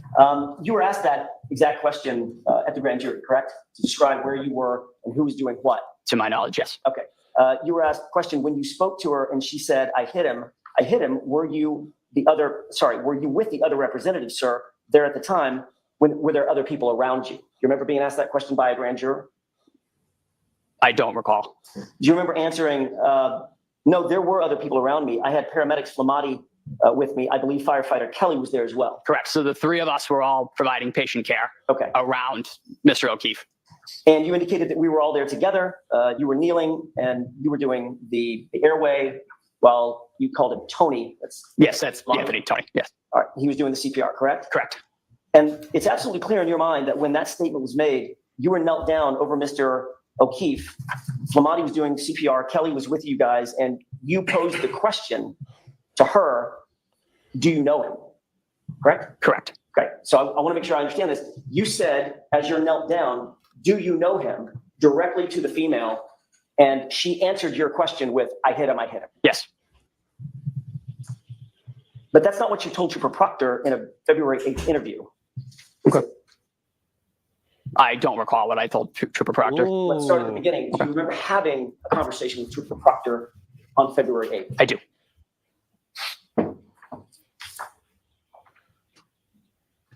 Ooh, looking That was uncomfortable obviously now. much closer in time than your grand jury testimony, correct? Uh-oh. And years closer Joe, in time. hold than on the here testimony before now. we go. Correct. We got to stop. Joe Loy, take it off. Thank you. Have a nice night. And before we leave, we need to cover this. Joe Loy for £5 sterling, the Kings sterling. says didgeridoos or diggerdies. Diggities. Diggerdies. Smiley face with a pupper. Thank you, Joe. Have a nice night. Yeah, it's getting late over there. Do you recall on February 8th, telling Trooper Proctor that while you were rendering aid, you heard Karen say, "I hit him," to another female on the scene? To another female, as I stated, I heard several times I hit him. In terms of who that was directed towards, I mean, again, focused on patient care. Understood. My question was a little bit different. Do you recall telling Trooper Proctor specifically that while you were rendering aid, you heard Karen say, "I hit him," to another female on the scene, and the other female told Karen to be quiet? I do recall that. Okay. That's not what you testified to today, though. Okay. Matter of fact, that story has changed to you posed a question Mhm. and she answered your question, correct? Correct. So which is it? So when ventilating a patient, typically that is also used to gather information from bystanders, because as I'm ventilating, I can real quick look around. Do you know this individual? Do you know anything about this individual? That's fairly typical for any scenario in this. It's a very quick information gathering strategy. What? But you'll agree that your What? testimony today has changed from what it was from your statement to Trooper Proctor on February 8th. I don't know if it would so much say change, sir. To be honest, I don't fully recall that meeting with Mr. Proctor. You don't, I'm sorry. I remember meeting with him. However, I don't fully remember what was discussed. So What? it's fair Oh, to come say that on. your memory is a little bit faulty Please. as it pertains to that time frame. Absolutely.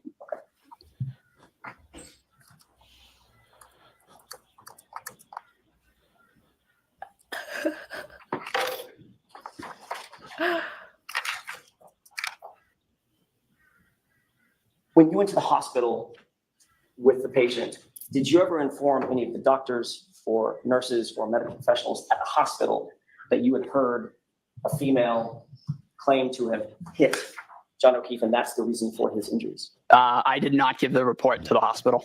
So the answer to that is no. No. You did not. As a first responder and a medical professional yourself, obviously you know that the cause and manner of the victim's injuries are incredibly important as it pertains to assessing how to treat that patient. Correct.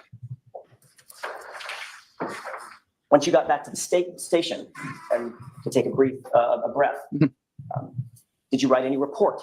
I did not. No, I did not write the patient care report. So you didn't write a report, just to finish my question, you didn't write a report that said, by the way, while I was out at the scene, I heard a female say, "I hit him," and that's the cause and manner of the injuries. Not to my knowledge. Well, you would know if you wrote a report that said that, Correct. and you did not. I did not write the patient care report. At any time that day or any day subsequent thereto, did you contact the Canton Police Department, which were the first responders? I did not. So let me finish my question. And say, by the way, Yeah, I remember just so that you know, I stuff. heard this woman say, "I hit him," out of the scene. I did not. Did you ever, on that day or any day subsequent thereto, contact the Massachusetts State Police and say, "I heard this person say I hit him"? I did not. So the first time you ever repeated that statement was on February 8th with Trooper Proctor. Correct.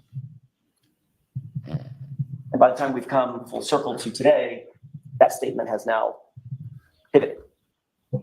In terms, You didn't you didn't overhear the person say it to a female. Now she's talking directly to you now. she spoke directly to me, yes. Have you, just one last point. You've obviously noted that this case has gotten an enormous amount of notoriety, correct? Correct. How many times would you say that you've discussed this case and this incident with your fellow firefighters? It's brought up around the station semi-frequently. However, being involved in it, we try to stay clear of it just because we are involved in it. So the answer is, there's been many discussions, Yes, probably daily. frequently. Have any of those discussions helped you with what you earlier described as a little bit of a faulty memory around that time frame? Objection, Your Honor. You can add that. Have they? repeat the question? Very please, sir? combative. Have any of those discussions helped you with what you earlier described as a little bit of a faulty memory? The memories that I have and the ones that I'm bringing up, I don't believe that they've changed. You know, I played them over in my head to the best of my ability, and I don't believe my story is swayed. If they've been enunciated incorrectly on my part, that it wasn't intentional. Okay, hold on. That's happens whoa. That is way too far for enunciating incorrectly. I enunciated it incorrectly? Dude, you are leaving entire things out of this. What the fuck? Jim, gifted 10 memberships. Jim, thank you for your generosity and thank you for your support. This is... He just admitted to talking about it over and over Norman again. Bates. Yeah, do you guys think he's Ichabod Crane or Norman Bates? I think he's Ichabod Crane. And then Rick Nikitas says the tea goes straight into the harbor. That's right, Hella, take that. Ah!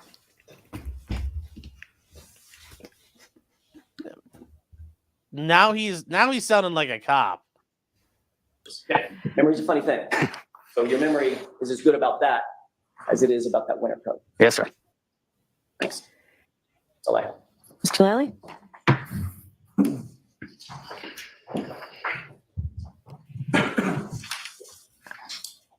Mr. Nutall, when it comes to being asked about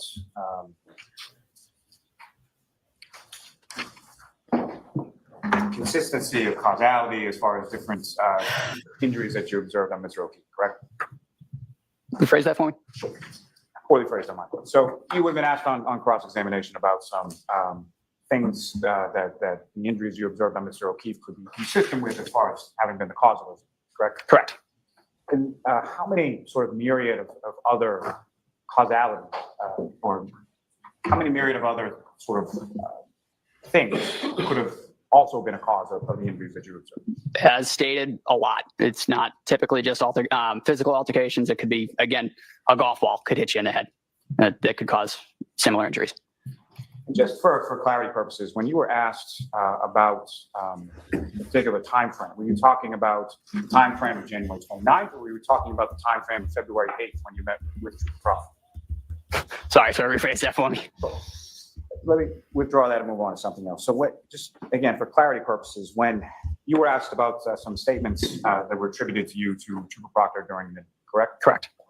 And so with regard to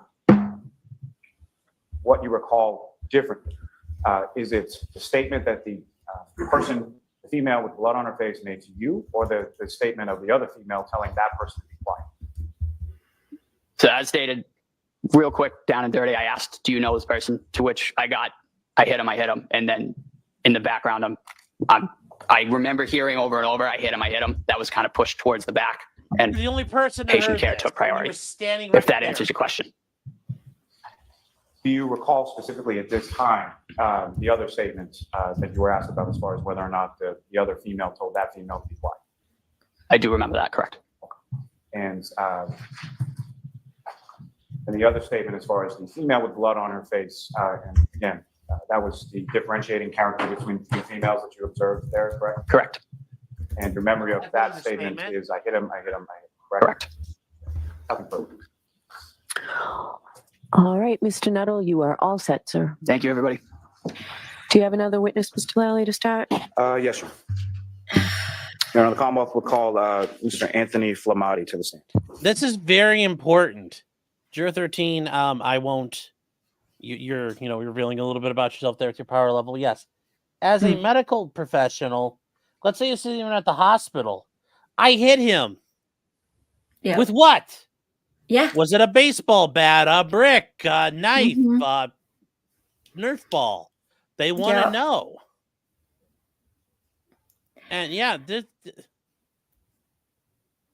this is not, like I said, this is 100%. I'm still not impressed. No. Still not impressed. Yeah. He was acting like he was such a great paramedic at the beginning, or EMT, whatever it is, at the beginning. And he knew everything about it. So experienced, so awesome. And mean. yeah, didn't even ask with what. Great comment, juror 13. Issue back in 2015, not new. Yeah, but I mean, he's relatively new. He's young. All right, so him with a new channel. No excuse.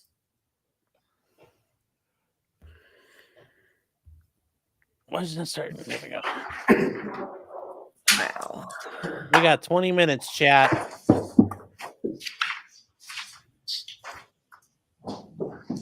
What a crazy day.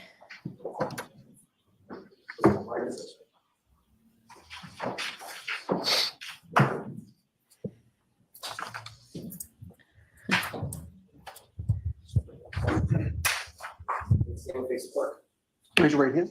You solemnly swear the evidence you give the court and jury in the case now and hearing to be the truth, the whole truth, and nothing but the truth, so help you God. I do.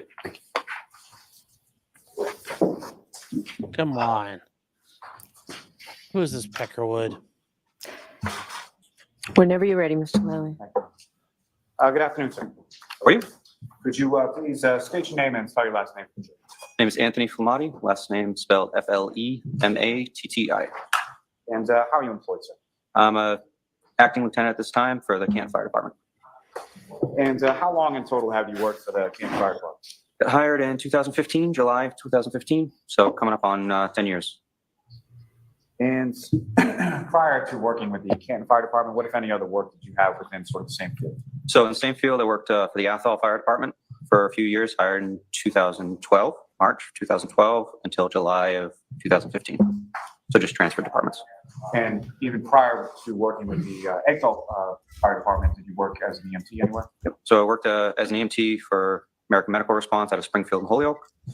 Worked for Fallon Ambulance.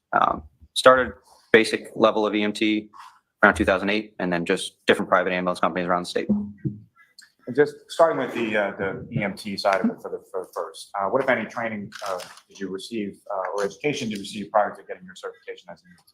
There's different levels of certifications for EMTs. The EMT basic starts out with about 6 months, a couple nights a week for about, like I said, about 6 months.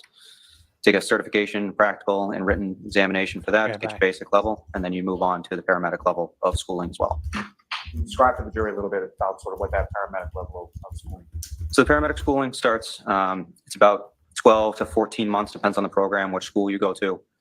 Night school 2 to 4 times a week for about 14 months, and then you start going into a clinical phase where you go into the different operating rooms, emergency rooms, OB/GYN, cardiac CCU, ICU. You do about 300 hours of education in that. Once you've completed a bunch of skill checkoffs under the supervision of an RN or a doctor, depending on the room, you would then clear that section of your schooling and then move on to a ride time phase, which is about 200 to 300 hours, depending on skills, what you need. That would be either in a fire department or a private EMS under the preceptorship of a senior paramedic that would kind of walk you through how to do the job and shadow you and supervise that you're doing things appropriately. You do that for about 200 or 300 hours. You write up different documentation, basically learning how to do it out of the clinical set and then more in the field set. After that, you would, whatever job you have at that point, you would do an additional practical assessment, again, about 6 or 7 different stages of evaluation for physical skills. Then you would do a written test, again, with the state. At that time, it was the state, Massachusetts, to certify you as a paramedic. Then after that, they have another 2 to 6 month preceptorship within the department to acclimate you to the physical location that you're working at. And so there's a written portion and a practical portion to both the EMT as well as the paramedic training? Yes, that's correct. And you successfully completed that and received certifications in regards to both? Yes. And those certifications, are they something that is just sort of a one-time blessing, or is that something that has a continuing educational component and a recertification? That's correct. So every 2 years, we have to do a 48-hour refresher. So it's continuing education classes as far as national core curriculum classes that the national standard holds us to. So it covers different topics that they mandate that we cover every 2 years. And your certification is up to date at this point, is that correct? Yes, sir. You mentioned that you're currently a lieutenant within the Canton Fire Department, is that correct? Yes. And how long have you had the rank of lieutenant? I'm a temporary acting lieutenant, so I've been that since, I believe it was February, up till this time. And within the town of Canton, how many fire station or firehouses do you have within Canton? So we have 2 different stations, headquarters and Station 2, that we operate over. Do you work specifically in one, or does it sort of rotate between the two? Depends on the rank. So as a firefighter, we rotate through the different positions, or different stations. As the lieutenant, I'm the lieutenant right now at Station 1, so headquarters. And where is Station 1 located? 99 Revere Street. And with respect to each of the 2 station houses, how many sort of different vehicles and apparatus are located? So we have, depends on what's obviously in service for mechanical issues and stuff, but we have a primary engine, a backup engine. We try to have at each station. We have 1 tanker truck, 2 ladder trucks. We have 2 primary ambulances and then a backup ambulance as well. So we try to have at least 1 engine, 1 ambulance, 1 ladder at each station, and then we'll have the backup pieces for that. And I believe our tanker truck right now, or our water truck, is out of Station 2. And Station 2, where is that located? 7 Sassamon Street. Now, as far as the sort of shift, how many people are assigned to, when you're assigned to, let me ask you this first. When you have a shift, what hours does that shift sort of concern? So for shifting or shift work, it's 8 a.m. to 8 a.m. the next day. So we're 24-hour shifts. We'd have a 24 period off from work, another 24, and then we're off for 5 days. Did I miss anything? And when you're assigned to a certain shift, that 24-hour period, are you assigned to sort of a specific duty or truck, or how does that work? We're usually just assigned to a specific position for either the 10-hour or the 14, depending on rotations, overtime, that kind of stuff. But we're usually assigned to an individual piece or individual position for that shift, at least, whether it's a day shift or the whole 24. And so starting with just the ambulance, if you're assigned to the ambulance, how many people and what are the different roles in the ambulance? So the ambulance, we would have 2 people assigned to the ambulance. We rotate either through seniority or through care level, whether paramedic, EMT. If you're both paramedics, then it would go by seniority and swap back and forth for call volume and teching, who's in charge of the call. And then we would also cross man with the ladder as well. So depending on the call that comes in for service, we would either, on a fire call, we can take the ladder, medical call, we can take the ambulance. And with respect to the engine, how is that sort of divvied up, or what are the different roles on an engine? So with the engine, if we have a full staff of 13 members, we would have 4 people on the engine. If there's a couple people off vacation, that type of thing, we could do, it's the driver, the step, and then the lieutenant in charge of the engine. Now, if I could turn your attention to January 28th, into the evening of January 28th, into the morning of January 29th, were you working on that occasion?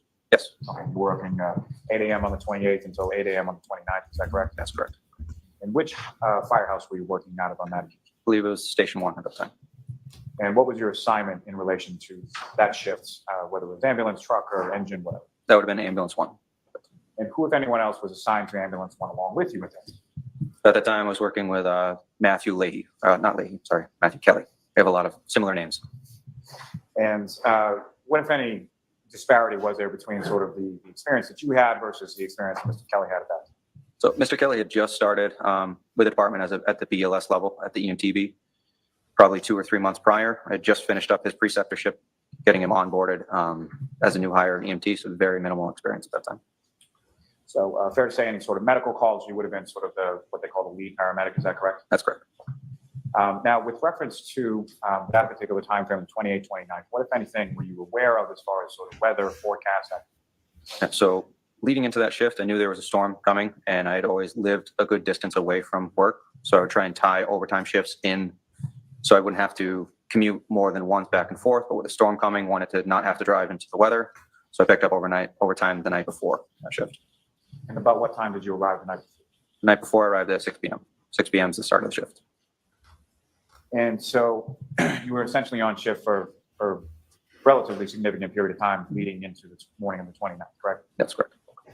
And you mentioned that there was a storm that was forecasted. What, if anything else, do you recall about sort of what type of storm or what was predicted? Predicted it was going to be a pretty significant storm, heavy winds, heavy snow. Not something I wanted to drive in the morning. So if the opportunity arose, I took the overtime for that night. What did it turn out to be as far as? Exactly as predicted. We hadn't gotten much snow up until about midnight or so, and then snow developed since pretty much then on. And in a moment, I'm going to ask you about a call around 6 a.m., but just if I could take you back a little bit before that, over sort of the overnight shift, did you have any dispatches or calls that you responded to say, after midnight, but prior to 6 a.m.? I don't believe so. I don't recall how many calls were prior to that. That one was kind of the key of the night. So you mentioned sort of, what if any memory you have as far as like sort of when it started to snow? It would have been after 10 p.m. for sure, but I'm not sure exactly. Now, turning your attention to a little bit after 6 a.m., you get a dispatch for a medical call, correct? Correct. And just prior to that, what about time did you sort of get up, rise, and sort of, start doing things around the station that day? So shift change usually happens around 8 a.m. in the morning. It takes a while to get everything ready for normal business hours. We try and get the station prepped for public that come into the building or just people passing, going around. We try to prepare the sidewalks, the apron. So we get up around 5:30, if depending on call volume throughout the night. Sometimes we're up throughout the whole night. But we got up that morning around 5 to shovel, snow blow, salt the public walkways, that type of thing. And specifically when it comes to the apron, that's sort of the area in front of the garage doors. They mean at the fire station, not the whole town. And so why is it so important to sort of clear off the apron as far as snow is concerned? So as far as in front of the apparatus doors, it's a very limited height clearance between the top of the fire apparatus and the actual garage bay doors. So a few inches of snow would be enough to cause us to bump into the ceiling of. Apparatus means fire truck. Firemen have fancy names for their stuff. It's a truck. It's an apparatus. Juror 13 will correct us. It's an apparatus. Thank you, Juror apparatus 13. Garage doors. So we have to keep that relatively almost bare to be able to pull the apparatus out without causing any damage. And about what time was it that you and the other firefighters at your station started to sort of clear off, whether it be the parking lot, the apron, or anything else as far as snow? I'd say about 5:15, 5:30. And at the time that you get this call, shortly after 6 a.m., So about how much snow was on the ground at that point? That'd be good. Probably 4 to 6 inches. And this dispatch that comes in shortly after 6 a.m., what was the dispatch in regard to it, and where were you dispatched to? So we didn't have much information going out the door, just that there was a man on the side of the road. And we knew due to the weather, there could be a significant call. So, our ladder truck will hit Before the roof. I leave and pump depart the on that brakes. just for 1 second, when it comes to when you're outside sort of shoveling off the apron and clearing some of the parking lot, in addition to the snow, what, if anything else, did you note as far as sort of weather conditions, visibility, things like that? so visibility was extremely poor. High winds, probably 20, 30 mile an hour winds. Temperature probably in the 20s with still actively snowing at that time. In the winds, to the best of your recollection, was this something that was just sort of a gust, or was it sort of persistent? Sustained winds and then probably gusts as well. And so you received this dispatch, and you, I'm presuming, get in the ambulance and go, correct? Correct. Who, if anyone, is in the ambulance with you when you respond? So responding in, I had myself, Matthew Kelly, and firefighter Nutall had come in early as well to try and beat the storm and get in on time, as he was scheduled to come in at 8 a.m. that morning anyways. But with the heavy snow, wanted to make sure he could get in and be able to relieve the people coming off. And within the ambulance, where was everybody sort of situated on route to the call? I believe Matthew Kelly was driving, I was in the passenger seat, and Nutall was in the back of the truck. And as far as during the course of your going from Station 1 to the scene on Fairview Road, what, if anything, did you note as far as sort of the road conditions, visibility as you were driving? So that neighborhood is actually relatively close to the station, so you normally get there in a couple minutes, but it was slow driving over there. So I remember going pretty slow to get over to the scene. And as far as this particular time of day, what was sort of the lighting like at that point? Had the sun come up or anything like that? Sun had not come up yet. It was still dark, heavy winds, heavy snow, so visibility was almost zero. And as far as what, if any, other sort of apparatuses from your station were dispatched to this call as well at the same time? So the other call would have been, or the other vehicle would have been engine 3, and just engine 3. Car 5 will sometimes go. That's the shift commander for the department, depending on the nature of the call, how it comes in, and the ambulance. So it would have been the 3 apparatus. Do you recall who, if anyone, was in either car 5 or the engine? So car 5 would have been, at the time, Captain Wendell Robery. And the engine, it would have been Frank Walsh, Katie McLaughlin, and the lieutenant for the engine was Greg Woodbury. And you mentioned it took a little bit longer than and without the weather to get to Fairview Road, is that correct? That's correct. If you have any idea approximately how much time elapsed between the time that you received the call and the time that you arrived on scene? I'd have to refer to the EMS report. That is going to be more accurate, but I believe it was 5 or 6 minutes. And to that point, with any call, there's an EMS report that's prepared by, who is it prepared by? So it's usually the person who texts the call or is in charge of the call. This was an ALS level call, so it would have been myself. So you wrote as far I'm as a little the report in professional relation to EMS arrival, and within that is contained sort of different times that things happen along the way, correct? Correct. And the times that are noted within that report, is that something that's noted as it's happening, or is that something that you go back and figure out at a later time? So as we're going through the call and radio messages are sent, that's all documented on a third party that Interesting. documents timestamps, things like that. As far as on scene, transport, clear from the hospital, that type of thing. It's all third party documented. May I approach the witness, John? Yes. I'm showing you what's been marked as Exhibit 160.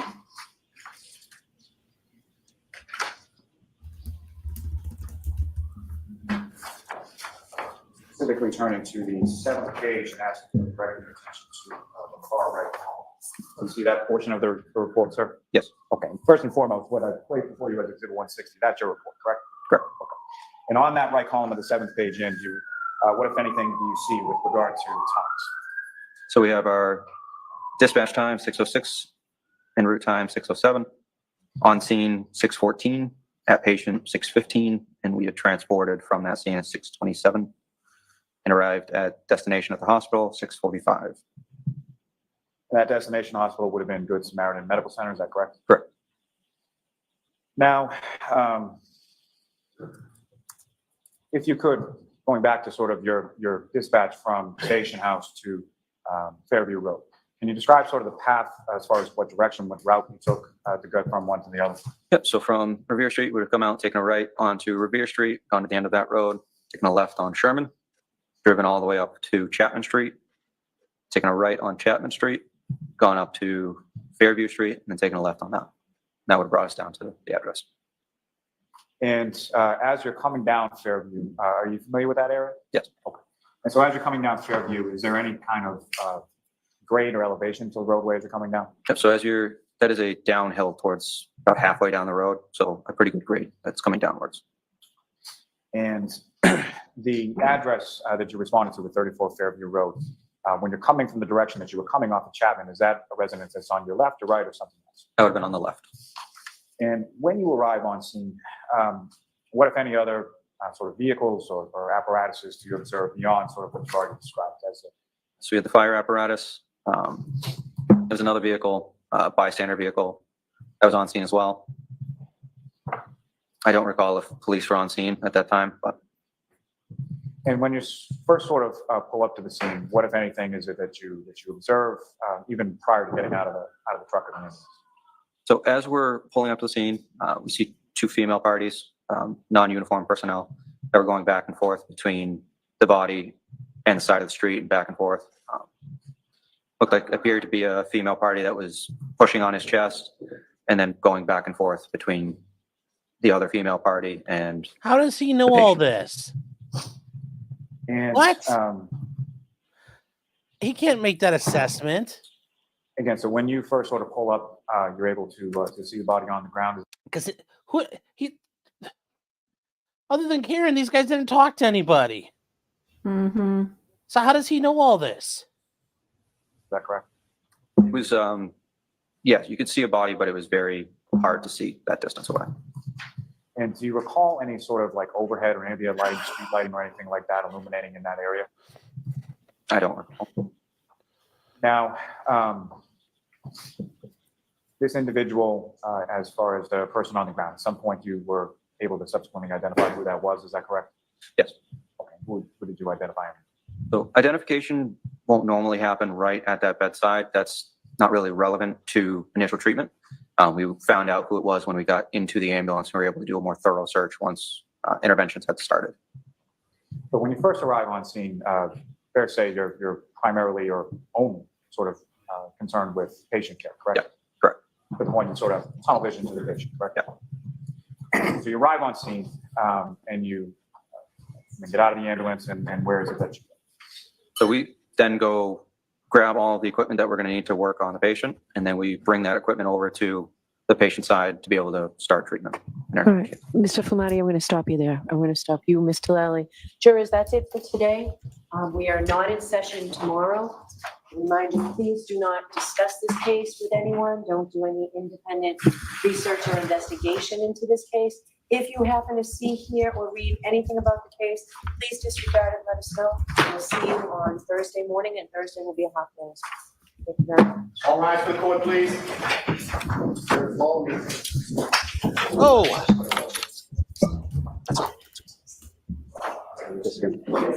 contrary to popular belief, cardiac, they don't get rushed. Yes. The best thing you can do is work on them there because it's not going to get any better by the time you get to the hospital, generally.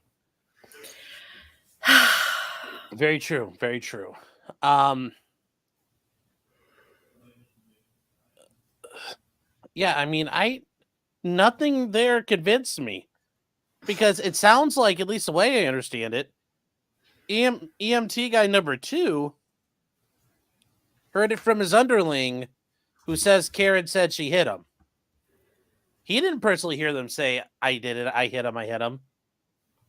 So he heard he's hearing it third hand, and he noticed he doesn't go and try to figure out. He's like, oh, well, he said he got beat up, or it looks like he's got damage. Like, how do you know any of this? You don't know a goddamn thing. Hold on one second. I think Clyde's in trouble. What? Clyde's not in trouble? What happened to Clyde?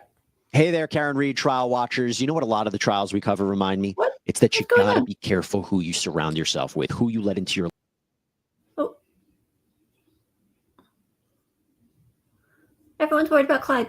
Oh, what's? Oh no, it's actually not Clyde. It's Louis, the dog we're watching. Oh. So. Well, what's wrong with Louis? Louis, he was that one that was poking his head up right here. The big black and white dog. Yeah, he's being a little loud. Oh. Okay, but everyone's okay? You can't tell, but as a 1 p.m. on the dot, she stopped that. Yeah, he's just barking. Okay. Yes, Celine Dion, yes. But no, seriously, guys, listening to that? Oh, Drew 13's bingo. I feel right when I get things correct.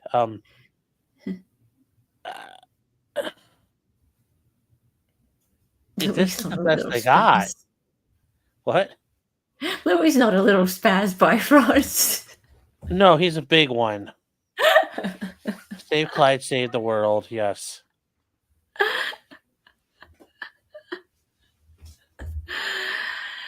So far we had one person say that she said, I did it. And Yeah. he's an idiot. He's not super credible to me. No. Like, I think he's happy people give a shit about him for once. Oh, he was really pleased to talk. Yes, Clyde has a friend. Yes, except this Aw. friend is like 8 months old, weighs 75 pounds, and is nonstop. So yes, Clyde's 5 years old. Clyde's kind of getting to be an old man. Oh, don't say that around Sarah. Sarah's 17. Well, I know, but he's got like puppy fire in him. Like, so he never got to be a puppy. But he's also got the like, I'm cool with just sitting here mode. Louis got into Sean's client crack station. Yeah. What do you mean by how does he know all of this? He was asked what he observed when he arrived on the scene, even prior to getting out. Yeah, but it's not Alpha. I don't think he said he observed Karen screaming. I think it was just the one guy. And he's going to have to give the same answers when he gets crossed. Do you know what the hell happened? No. What were the injuries from? I don't know. Could it have been anything? Yeah. No way for me to know. Unless I watch it happen, I don't know what it's from. So, the ER doc is on the. Okay, good.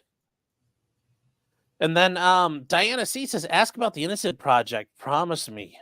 That's interesting.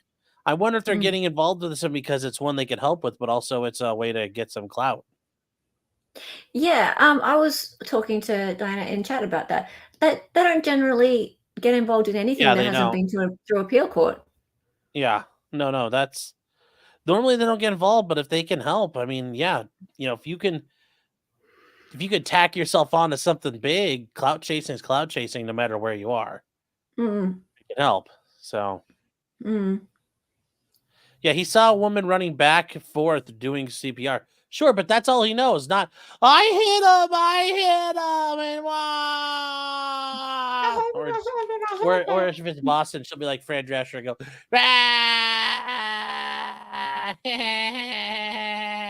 Now, Fran Drescher, she had an annoying voice. Yes. Yes, that was an annoying voice. He didn't say that though. That's my point. This was not the state. This is their chance to, they get a head start, and they're just standing there. And the defense is catching up. The defense got a bunch. They ran a bunch of steps. So, yes, Fran Drescher is the head of the Film Actors Guild now. What? She's the president of the Screen Actors Guild. Yeah, she's the president. Okay. Well, does that give you any She should have clout? led the last strike. She'd have been on her megaphone going, Yeah, that's what she did. She went like a dolphin. hello, Should have why is your dolphin air laugh. conditioner plugged into itself? Is it? It looks like it is. Like that is from the 60s or something. Like it's Oh, from so the it's not people from used anymore? No, it does. It works. Oh, It's just it was from the previous people who owned. if you open it up, is there going to be like an animal living inside? And you'll be like, Possibly. die, mate. Hey, don't unplug me. Yeah, it'll be like, oi, I live here. Yeah. This is my house. This is my house, mate. Leave me Yeah. alone. But no, I this was not impressive today. Hmm. The state hopefully has got a better game plan than this, because This was it for them, wasn't it? It was someone saying I did. Someone hearing her say I did it. Pretty much. from the court docs, 3 EMTs noted she said that. So, well, we've got one. That's one thus far, shooter. You can count. Good for you. Yeah, that one wasn't convincing and got impeached. Yeah. Their game plans repeated over and over for 8 weeks. Yeah, you can see that. Juror says the EMT is the ones who transported her. Sure. Yeah, no court tomorrow, SADS. Well, we'll have something to talk about tomorrow. And we might have a special guest. I'll tell you about it later. I'll tell you offline. I'm working on a special guest. So, More special than me. actually, yes. Hey, shut up.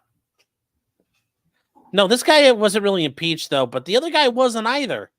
But remember, is this member live night? No, it'll be tomorrow night. We'll do a live. If I can Trump on, that would be amazing. You got Trump on like that. Okay, he's not more special than me. Darcy says she freaking admits she said it on Nightline?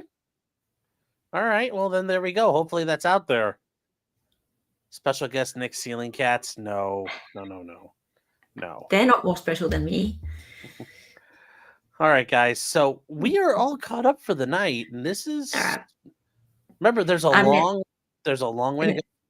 I'm gonna let you go so you can finish the show. Oh, well, stick around for 1 second. I'll tell you the surprise. Okay. Oh, yeah, welcome.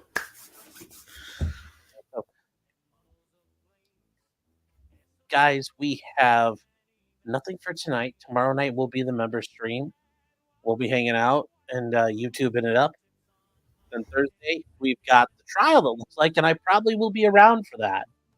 I've got a thing at 8 o'clock in the morning. I'm hoping I can check out and be in here before they start. So that'll be the game plan. Mm-hmm.